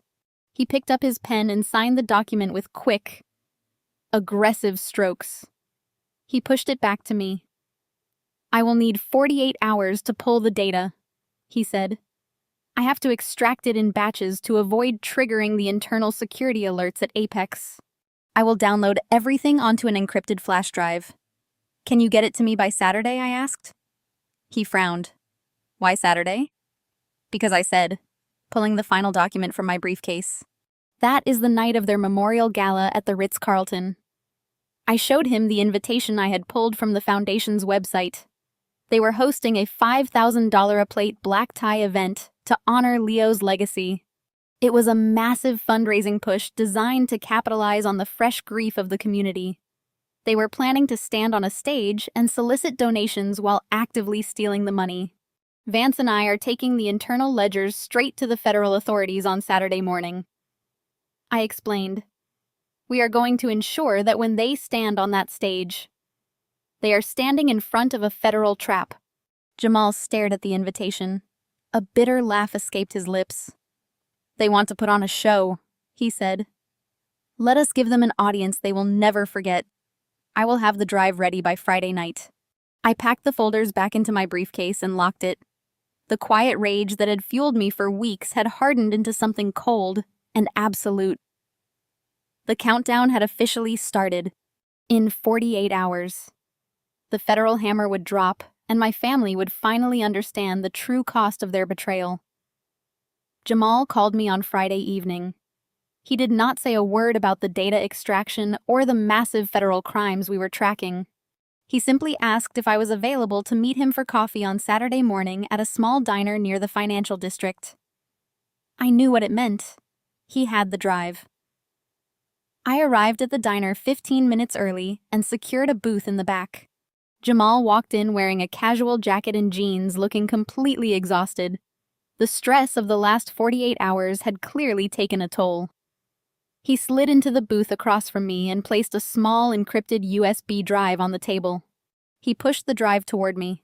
His eyes were bloodshot, but his voice was steady.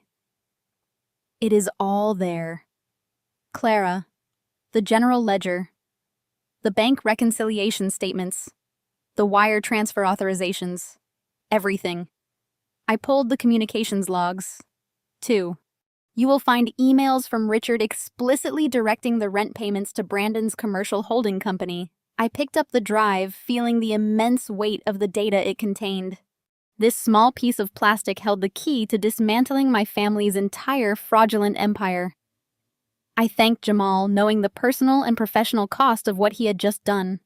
I spent all night reviewing the files, Jamal said, his voice dropping to a harsh whisper. The sheer volume of the self-dealing is staggering.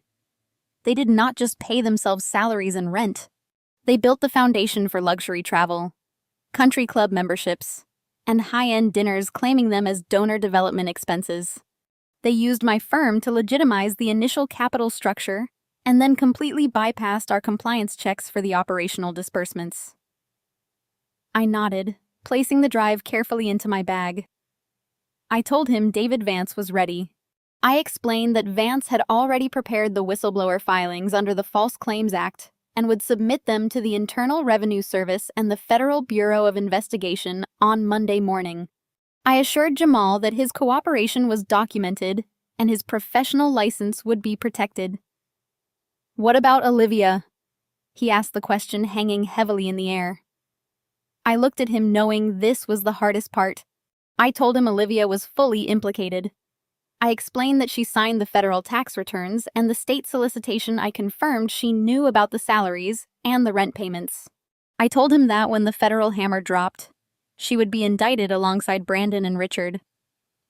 Jamal closed his eyes and let out a long, slow breath. He was a man who valued loyalty above almost everything else. But he also knew that loyalty to a criminal enterprise was a direct path to his own destruction. He opened his eyes and looked at me with absolute clarity. Do what you have to do, Clara. I cannot be married to a woman who uses a dying child to fund her lifestyle. I will file for divorce on Monday. I left the diner and went straight to Vance's office. It was a Saturday, but Vance was waiting for me. We spent the entire weekend poring over the extracted data. The internal ledgers were a goldmine of evidence. They perfectly corroborated the discrepancies I had identified in the public tax filings. The wire transfer logs proved that the foundation was actively moving money into Brandon's corporate accounts just days after receiving major donations. Vance was ecstatic. He called the case a federal prosecutor's dream. He explained that white-collar fraud cases usually rely on circumstantial evidence and complex financial models that are difficult for a jury to understand. But this case was different.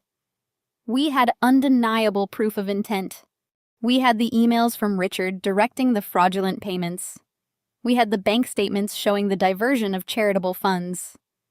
We had a whistleblower from inside the wealth management firm providing the raw data.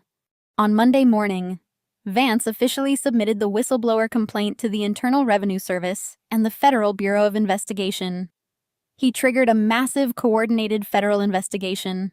The wheels of justice, which usually grind slowly, began turning with terrifying speed, because the fraud involved wire transfers across state lines and the exploitation of a registered charity. The federal agencies prioritized the case.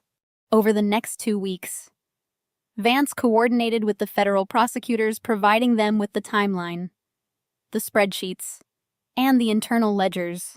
I met with FBI agents detailing the timeline of Leo's diagnosis, the lack of financial support from my family, and the discovery of the foundation. I handed over the copyright metadata for the stolen photos and the divorce decree proving Brandon had surrendered his medical custody rights. The trap was fully armed and ready to snap shut. The only question remaining was the timing of the execution. The FBI needed to secure warrants to freeze the foundation's bank accounts and seize the physical assets. They needed to coordinate the indictments and prepare the arrest warrants for Brandon, Richard, Patricia, and Olivia.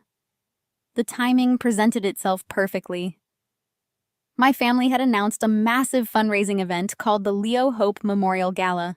It was scheduled for the second Saturday in December. exactly 2 months after Leo's death.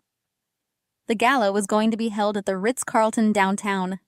Tickets were $5,000 a plate. They had invited the mayor, city council members, prominent real estate developers, and the entire country club registry. It was the ultimate display of their performative grief. They were planning to stand on a stage in front of the city's elite shedding crocodile tears and soliciting millions of dollars in donations while actively embezzling the funds.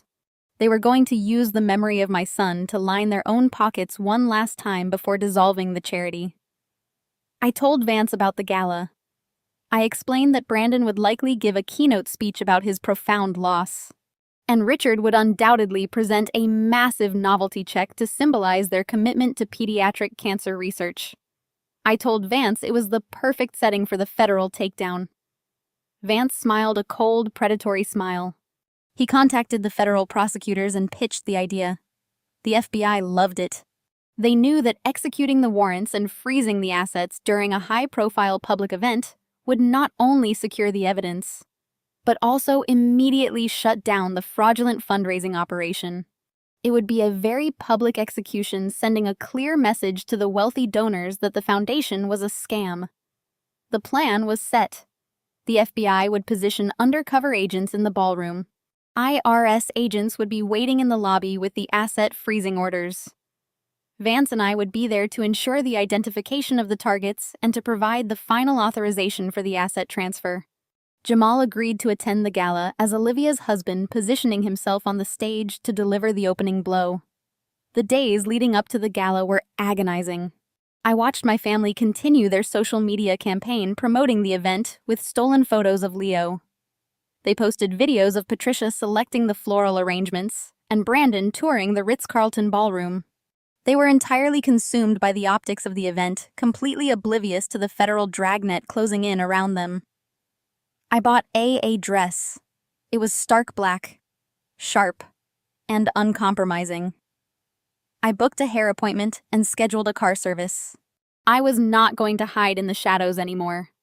I was going to walk into that ballroom and watch them lose absolutely everything. The quiet rage had crystallized into cold, calculated anticipation. The dominoes were lined up, and I was ready to watch them fall. The second Saturday in December was bitterly cold, but the entrance to the Ritz-Carlton glowed with the warm, golden light of extreme wealth. Valets in crisp uniforms rushed to open the doors of arriving luxury vehicles. I stepped out of my hired black town car and felt the freezing wind hit my face.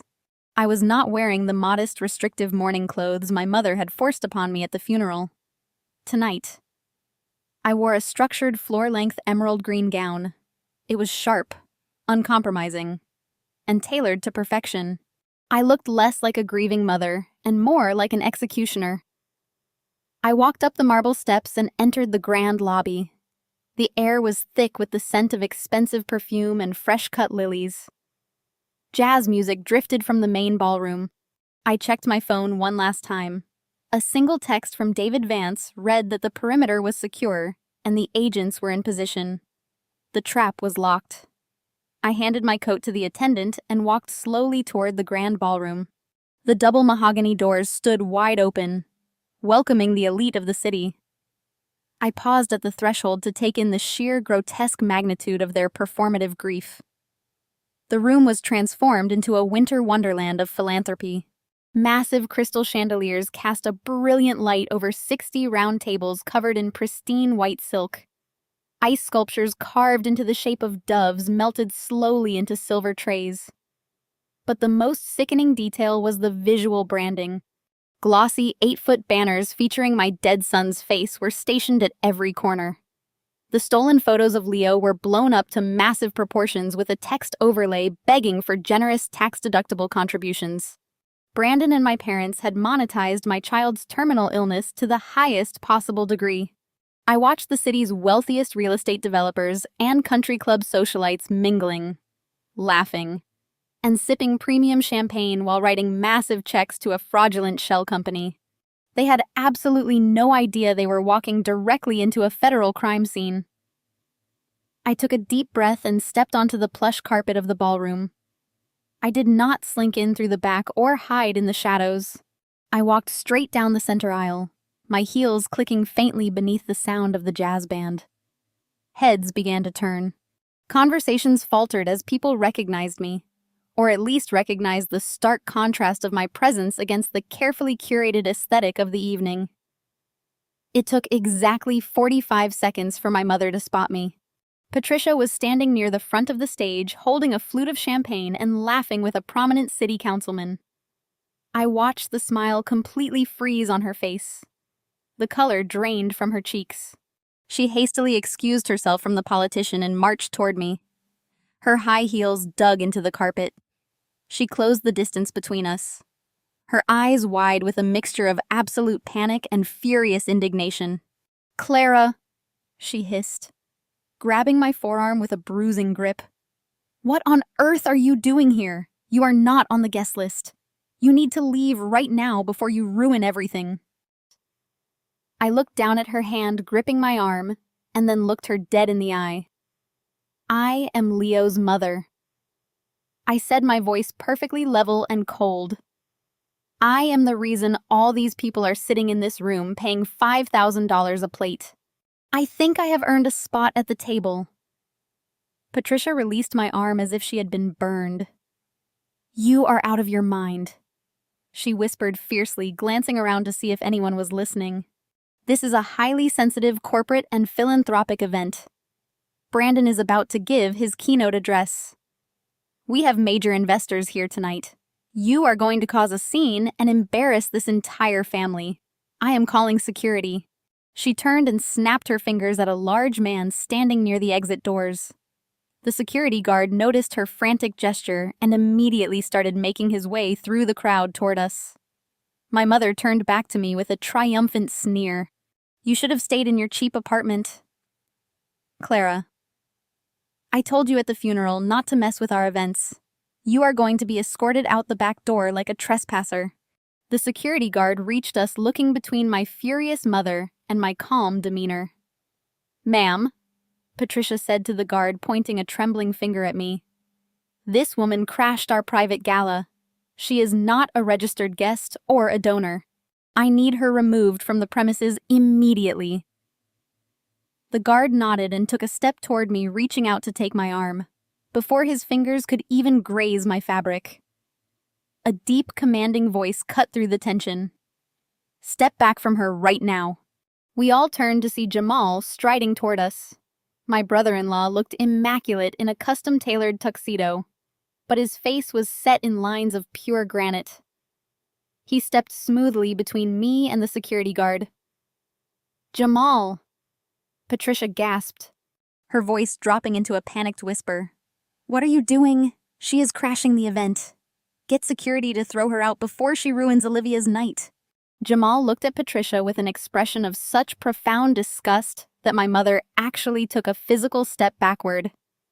"Clara is not a trespasser," Jamal stated, his voice carrying absolute authority.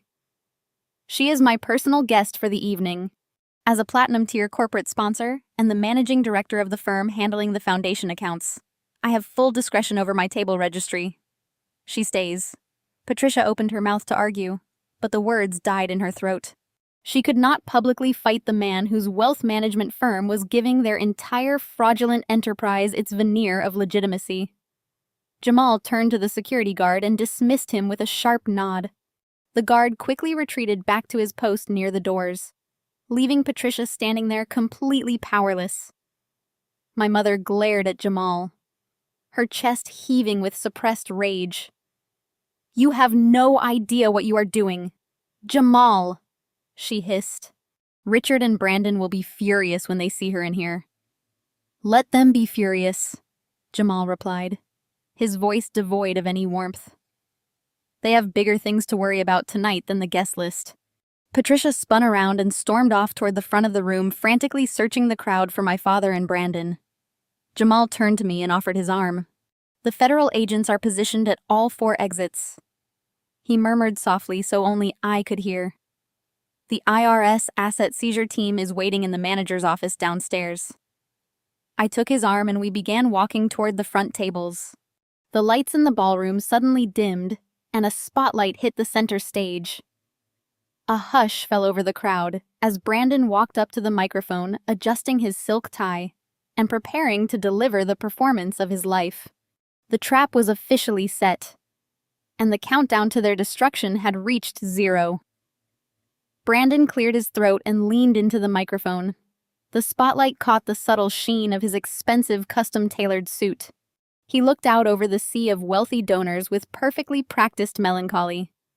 He took a deep breath and began speaking in a hushed, emotional tone that immediately captured the room. He talked about how a father's pure love is supposed to shield a child from the cruelties of the outside world. He described sitting by Leo's bed and watching his brave little boy fight a monster no child should face. He reached up and wiped a non-existent tear from his cheek. The performance was nauseatingly flawless. He spoke about sleepless nights and the agonizing helplessness of watching a child fade away. He claimed that establishing the Leo Hope Foundation was his only way of finding light in the darkest chapter of his life. He paused, letting the silence stretch across the grand ballroom.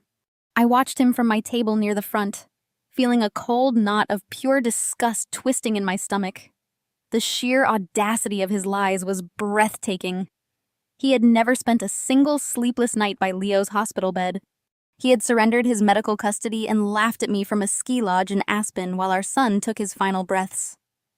Now he was standing on a stage bathed in a warm spotlight, leveraging that very same tragedy to solicit millions of dollars. He gestured toward the giant glossy banners featuring my son's stolen photographs. He urged the audience to look into Leo's eyes and find the generosity to fund pediatric cancer research. He asked the real estate moguls to pledge their highest possible amounts tonight. Brandon raised his hand, signaling the climax of his tragic monologue. He opened his mouth to deliver the final emotional appeal for the $1 million pledge drive. He never got the words out. A sharp screech of audio feedback blasted through the ballroom speakers, causing the guests to flinch and cover their ears. Brandon's microphone went completely dead. He tapped the metal grill with his index finger, a look of deep irritation breaking through his carefully constructed mask of grief. He signaled frantically to the audio engineer at the back of the room. The audio engineer, who was actually an undercover federal agent, simply crossed his arms and ignored the gesture. The grand ballroom fell into an awkward, tense silence.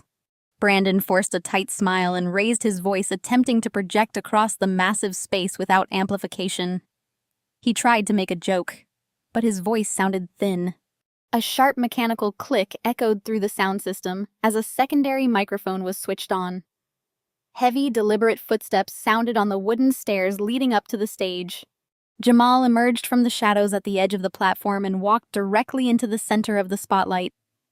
He moved with the calm of a man who had nothing left to lose. He stood right next to Brandon, holding a wireless microphone. The crowd recognized him instantly as the prominent wealth manager who had given this foundation to grab Jamal's arm, whispering harshly for him to get off the stage. Jamal simply shrugged off Brandon's hand with a look of absolute revulsion. "Good evening, everyone," Jamal said, his voice booming through the audio system. The ballroom fell instantly silent. "My name is Jamal, and I am a senior director at Apex Wealth Management. Many of you in this room are my personal clients. You trust me to manage your portfolios with rigorous compliance and absolute ethical integrity. I have built my entire career on those principles, because of my fiduciary duty to you and to the law. I can no longer allow this event to proceed. I am standing here tonight to officially and publicly announce my immediate resignation from any and all involvement with the Leo Hope Foundation." A collective gasp swept through the sea of white silk tables. Brandon lunged forward, trying to snatch the microphone away, but Jamal easily sidestepped him. Jamal raised his free hand, demanding order. He stared out at the wealthy crowd, his eyes burning with fierce, righteous anger. He declared that the foundation they were donating to was not a charity. He announced it was a carefully constructed tax shelter designed to funnel generous contributions directly into the pockets of the directors. He stated that not a single cent of the $5 million raised had gone to pay for Leo's hospital bills. He told the audience that the grieving father standing on stage had paid himself $250,000 in salary while the child's mother went bankrupt trying to save her son's life. The uproar in the ballroom was immediate and deafening. Wealthy donors were standing up from their tables, pointing and shouting. Richard leapt out of his chair, his face purple with rage, attempting to rush the stage. But Jamal was not finished. He looked down from the platform and locked eyes with his wife Olivia, who was sitting frozen at the head table. She was wearing a diamond necklace paid for by the stolen charity funds. Jamal spoke directly to her, his voice cutting through the rising chaos in the room. He told Olivia that he had spent his entire life building an honorable legacy, and she had casually turned him into an accomplice in a federal wire fraud scheme.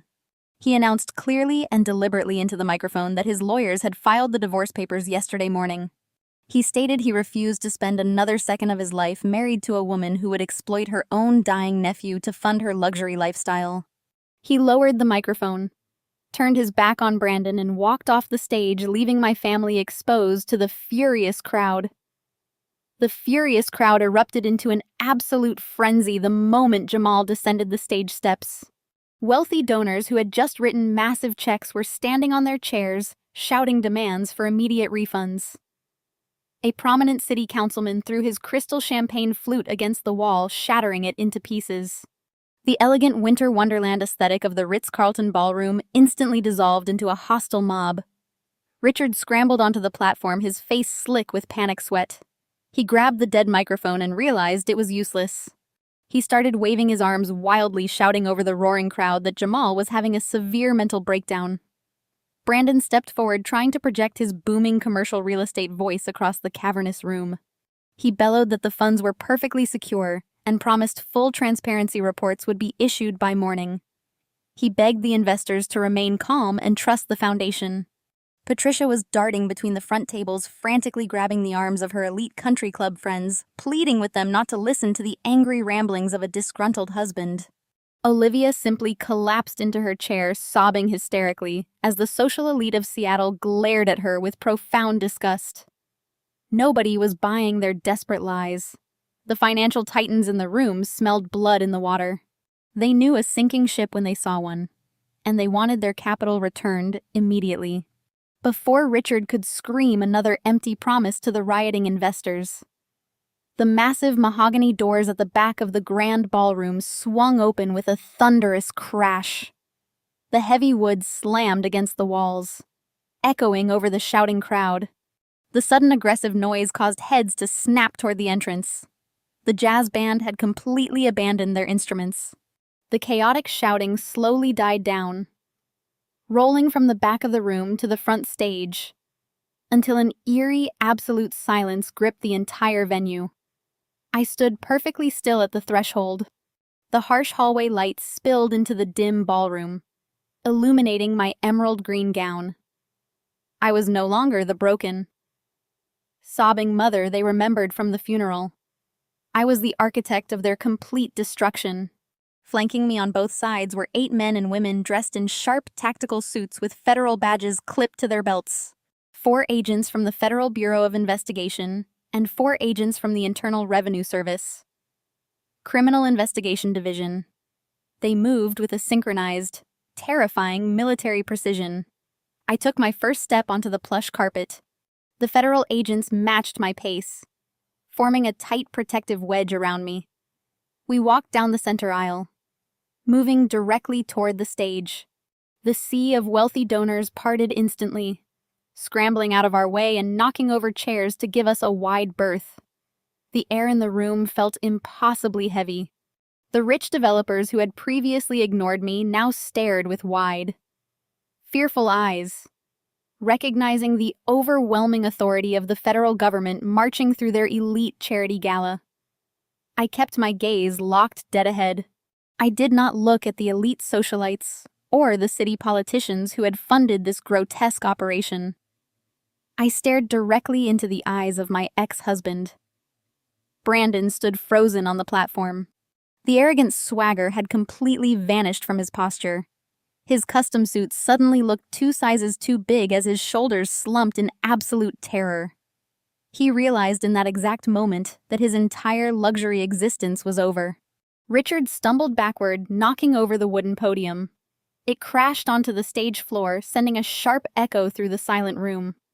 Patricia let out a high-pitched shriek and tried to run toward the side exit, but a plainclothes agent stationed near the kitchen doors stepped into her path and flashed his federal badge, forcing her back into the center of the room. Olivia buried her face in her hands, shaking violently. I reached the very front edge of the grand stage and stopped firmly. The federal agents fanned out instantly, securing every single exit and blocking the perimeter of the platform with their imposing physical presence. The lead federal agent stepped forward, addressing the silent, terrified ballroom. He held up a thick stack of federal warrants. He announced loudly that the Federal Bureau of Investigation and the Internal Revenue Service were executing a coordinated raid on the Leo Hope Foundation. He declared the luxurious ballroom an active federal crime scene and ordered every single person to remain exactly where they were standing immediately. The sharp gasps from the elite crowd were entirely audible. Brandon fell to his knees on the stage, his hands trembling uncontrollably. He looked down at me, his eyes pleading for a mercy he never once showed my dying son. He opened his mouth to speak, but absolutely no words came out. His throat was entirely dry and his breath hitched. I stepped up to the edge of the platform and looked up at my family. The quiet rage that had fueled me for months burned bright and clear. I stared at my father, who had chosen country club optics over a dying child. I stared at my mother, who had dragged me through a fake funeral just to raise massive capital.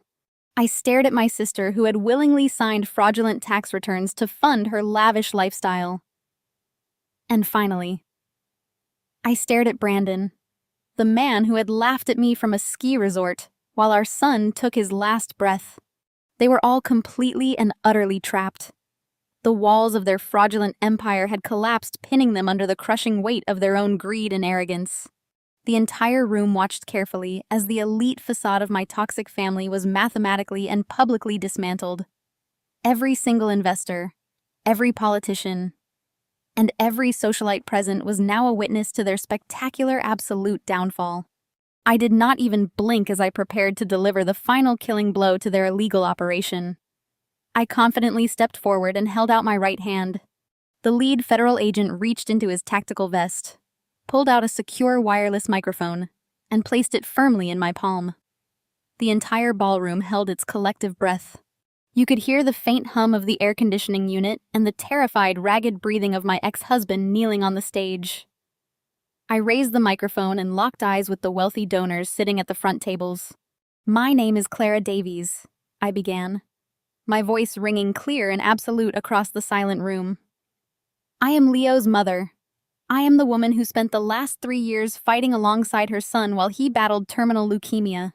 I am the woman who went bankrupt trying to afford his treatments, while the people on this stage ignored my pleas for help. And I am the woman who brought the Federal Bureau of Investigation and the Internal Revenue Service here tonight." A wave of shocked murmurs rippled through the crowd. I raised my free hand, demanding their complete attention.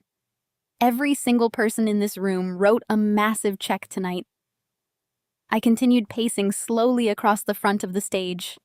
You wrote those checks because you believed you were funding pediatric cancer research. You believed you were honoring the legacy of a brave 7-year-old boy. But you have been completely and systematically deceived. The Leo Hope Foundation is not a registered public charity. It is a fraudulent shell company designed specifically to siphon your generosity directly into the pockets of Brandon and my parents. I pointed directly at Brandon again. I informed the crowd that he had paid himself $250,000 in salary and funneled another $120,000 in tax-exempt charity money straight to his commercial real estate firm. I pointed to my father, Richard, and exposed his exorbitant compensation package. I told the investors that my family, Clear's throat, had spent their donations on luxury travel, country club memberships, and high-end dinners. I made sure every politician and socialite in the room understood that out of the $5 million raised, not one single cent had gone toward Leo's hospital bills or any legitimate charitable cause. The outrage in the room was palpable. The elite donors realized they had been played for absolute fools. Their tax-deductible contributions were actually evidence in a massive federal wire fraud conspiracy. "But I am not just here to expose them," I announced, letting my voice rise over the angry muttering of the crowd. "I am here to correct the ledger." I turned to the lead federal agent and nodded. He stepped forward, holding up a thick stack of official court documents. I spoke directly into the microphone, explaining that as of 6 o'clock this morning, a federal judge had signed an emergency injunction. I declared that every single bank account associated with the Leo Hope Foundation had been completely frozen. I announced that the charitable charter was officially revoked and all liquid assets were being seized by the federal government. I then delivered the ultimate financial blow under the whistleblower provisions and the federal forfeiture guidelines. I have successfully petitioned the court to redirect all recovered funds, I stated proudly.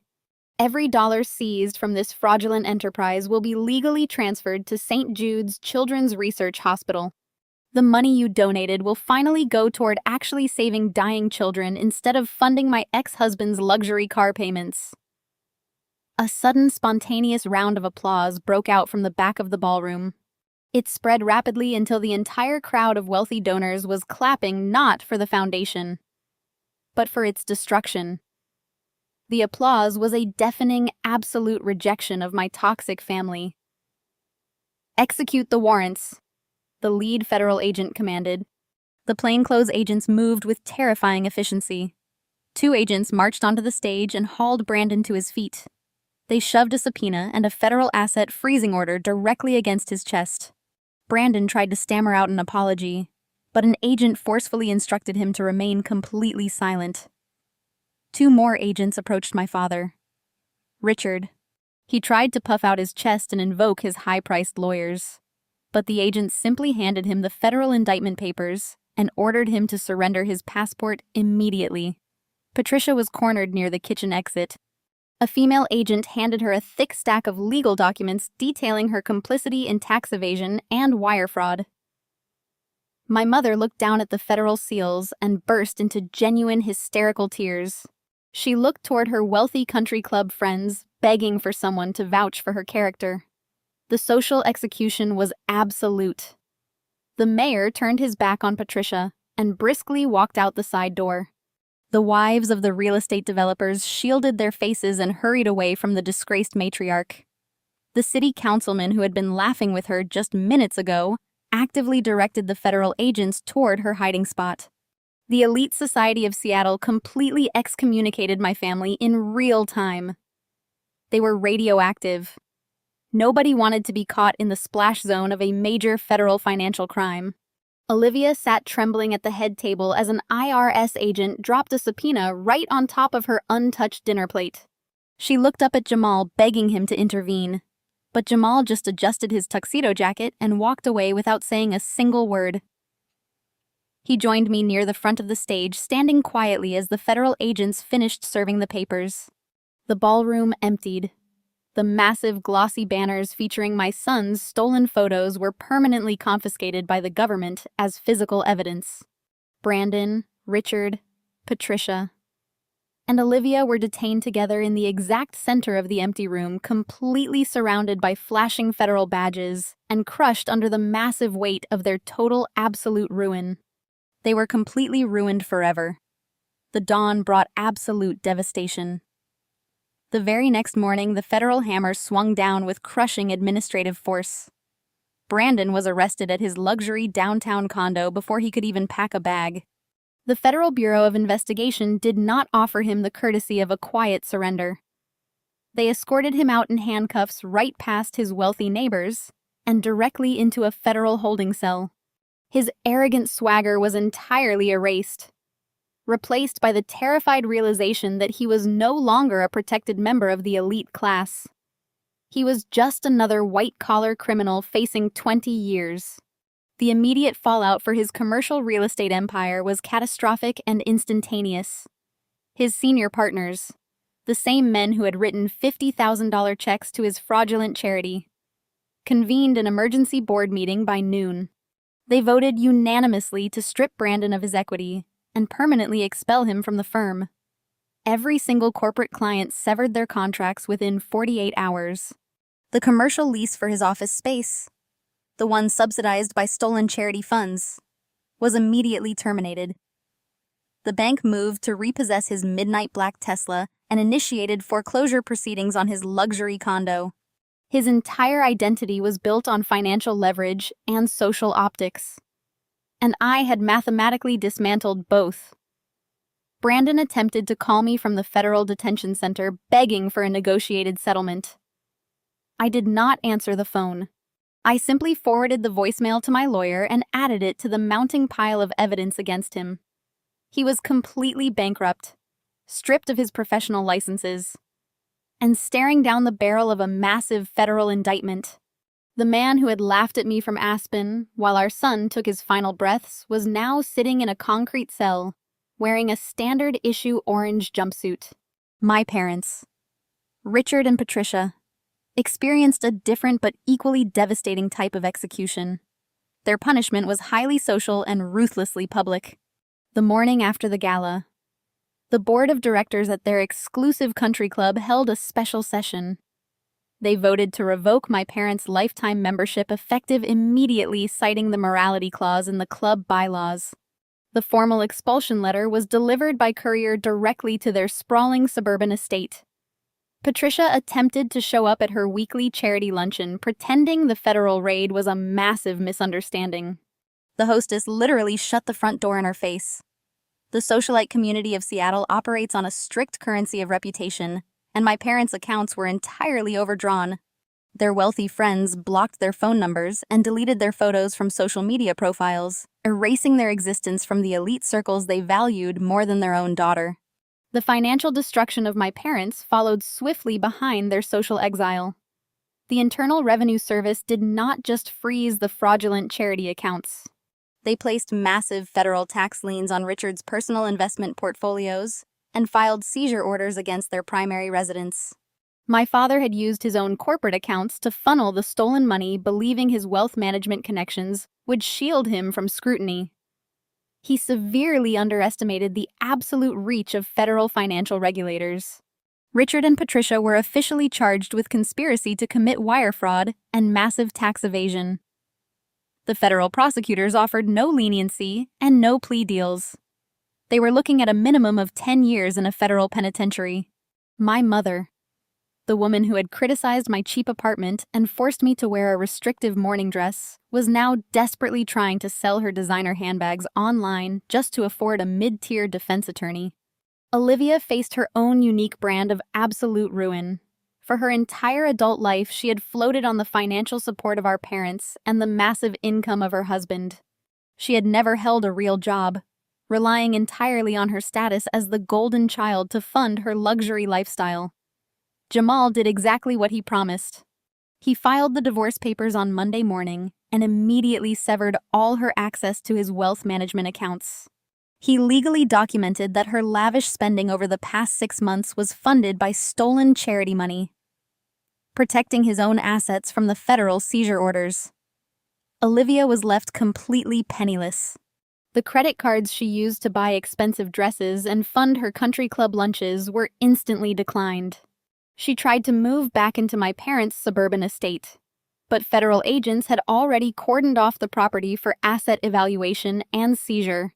With no money, no husband, and no parents to bail her out, Olivia was forced to pack her designer clothes into trash bags and rent a cheap motel room on the outskirts of the city. She had no marketable skills and a glaring gap on her resume. To make matters infinitely worse, her signature was all over the fraudulent tax returns. She had willingly signed the federal documents to secure her position as a foundation director, completely oblivious to the legal liability she was assuming. The federal prosecutors indicted her as a co-conspirator. The golden child who had posted fake performative grief on social media using stolen photos of my dying son was now begging public defenders to take her case. Her elite friends abandoned her the moment Jamal publicly exposed her crimes on the gallows stage. She was entirely alone, trapped in a cheap motel, and facing federal prison. I watched their spectacular collapse from the quiet safety of my apartment. I felt absolutely no pity. I am a data analyst, and I viewed their destruction purely as a corrected mathematical equation. They stole $5 million using the tragedy of a dying boy. The universe demanded balance, and the federal government was merely the instrument of that correction. Every desperate text message they sent me went entirely unanswered. Every frantic voicemail begging for mercy was immediately archived as evidence. They were finally experiencing the exact same absolute helplessness they had once forced upon me. The winter storm hit Seattle exactly 1 week after the gala. The sky was the color of bruised iron, and the rain fell in heavy, relentless sheets hammering against the windows of my new apartment. I had moved 3 days ago using my corporate bonus to secure a quiet, secure unit in a building with a doorman and restricted elevator access. The new space was small but pristine, a sanctuary I had built specifically to protect my peace and my twin children. Noah and Emma were asleep in the next room, completely insulated from the absolute destruction raining down on the rest of my biological family. I sat on the sofa with my laptop open, reviewing the latest status updates from David Vance. The legal fallout was progressing with terrifying efficiency. The civil suits were officially filed, and the federal asset seizure orders were fully executed. The Internal Revenue Service had mathematically dismantled Richard's investment portfolios, tracing the stolen charity funds through a labyrinth of shell accounts and offshore holdings. The commercial real estate firm had formally ousted Brandon, leaving him financially destitute and publicly disgraced.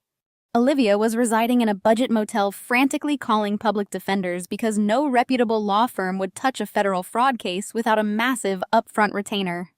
They were entirely cornered, trapped in the wreckage of their own arrogant deception. I felt no pity. I felt no hesitation. I simply watched the data points align, completing the sequence of justice I had meticulously engineered. I closed my laptop and walked to the window, watching the rain lash against the glass. The storm outside matched the cold, absolute resolve inside my chest. Then the intercom on the wall buzzed. I frowned, checking the time. It was past 9 o'clock at night. I pressed the communication button, and the doorman's voice crackled through the speaker. He apologized for the late interruption and informed me that 3 individuals were standing in the lobby demanding to see me. He stated they were completely soaked from the rain and refusing to leave despite his warnings. He asked if I wanted him to call the police. I knew instantly who was waiting downstairs. The desperate audacity of their arrival was entirely predictable. They had exhausted all legal avenues and realized their only remaining option was to weaponize emotional manipulation. I instructed the doorman to let them up, but to stand by with building security. I walked to the front door and unlocked the deadbolt, leaving the security chain engaged. A moment later, heavy, frantic knocking echoed through the hallway. I opened the door slightly, peering through the narrow gap. The sight before me was a stark, undeniable testament to their complete and total ruin. Richard, Patricia, and Olivia stood shivering in the hallway. They were completely soaked, the heavy winter rain having ruined their expensive coats and washed away their carefully constructed high society facades. Richard looked 10 years older, his shoulders hunched and his eyes wide with desperate panic. Patricia was weeping openly, her makeup smeared and running down her face in dark streaks. Olivia stood slightly behind them, clutching her purse, her usual arrogance entirely erased. They looked exactly like what they were, individuals who had lost absolutely everything. Clara. Patricia gasped, her voice cracking as she reached a trembling hand toward the doorframe. Please. You have to listen to us. You have to stop this. I did not move. I did not open the door any further. I simply looked at them, my expression perfectly neutral, The silence stretched between us, thick and suffocating. "Please, Clara," Richard pleaded, his voice shaking violently. "The federal prosecutors are pushing for maximum sentences. They froze all my accounts. I cannot even afford to retain legal counsel.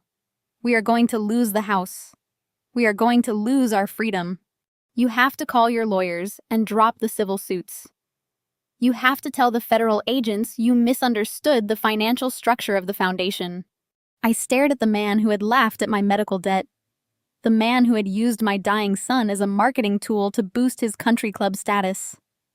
I told him quietly and firmly that I misunderstood absolutely nothing.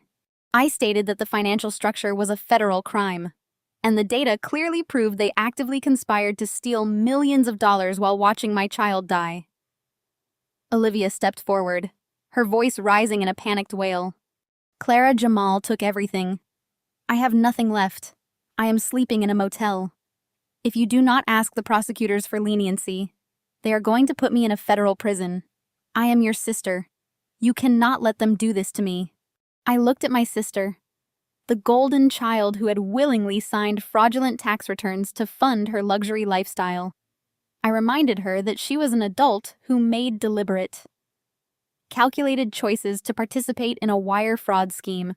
I told her that federal prison was the direct consequence of those choices, and I had absolutely zero power or inclination to intervene on her behalf. Patricia pressed her face against the narrow opening of the door, sobbing hysterically. She begged me to remember that they were my family. She pleaded for mercy, invoking the memory of Leo, claiming they only wanted to help, and that the situation had just spiraled out of their control. She cried that they would do anything to make it right if I just called off the federal agents. The absolute desperation in her voice was sickening. They were not apologizing for what they did. They were apologizing because they got caught. They were terrified of the consequences, not remorseful for the actions. I looked at the three of them standing in the hallway, drenched and broken. I thought about the night Leo was dying in the intensive care unit. I thought about the desperation in my own voice when I begged them to watch the twins. I thought about the anniversary party they refused to leave, and the luxury ski trip Brandon refused to cancel. I looked directly into my mother's eyes and spoke with absolute crystal clarity. I told her that the time for mercy expired the exact moment they chose an anniversary party over a dying child. I stated that the federal indictments were not a misunderstanding, but a perfectly executed mathematical correction. I advised them to secure whatever legal representation they could afford because the federal government does not negotiate with fraudsters. Richard tried to push the door open, his panic escalating to aggressive desperation. "Clara, you cannot do this. We are your blood." I did not flinch. I pushed the door firmly against his hand, my gaze never wavering.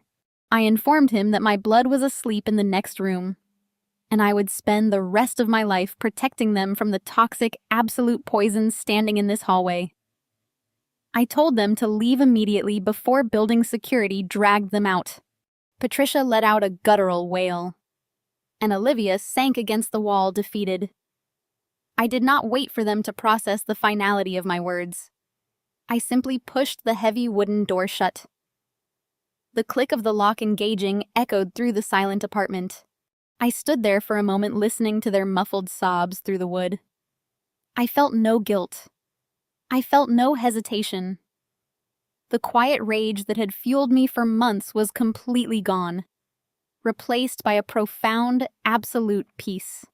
I turned away from the door and walked back to my living room, ready to watch the final domino fall. Clara's heartbreaking journey illustrates a profound and often difficult truth. Sharing DNA does not automatically guarantee love, loyalty, or safety. Society frequently pressures us to forgive and endure mistreatment simply because the perpetrators are family members. However, Clara's ultimate realization shows us that true family is defined by mutual respect, unwavering support in times of crisis, and unconditional care.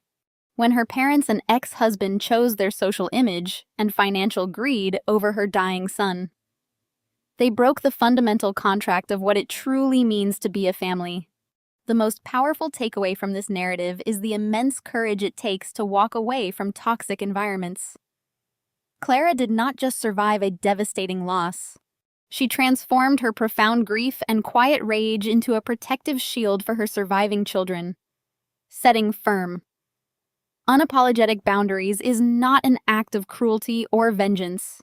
It is a vital act of self-preservation. Clara's resolute decision to finally close the door on her abusers teaches us that we do not have to accept scraps of affection or tolerate manipulation to avoid feeling alone. Healing begins the exact moment we stop trying to fix people who are entirely committed to hurting us. Ultimately, Clara found her peace not just by orchestrating the legal dismantling of a corrupt scheme, but by reclaiming her own narrative. True justice was taking back her power, honoring Leo's memory, and redefining her life on her own terms. We are never permanently bound by the limitations or the cruelty of those who failed us. If you find yourself draining your own energy to appease a toxic environment, take a step back today to evaluate your worth and start drawing the boundaries necessary to protect your peace.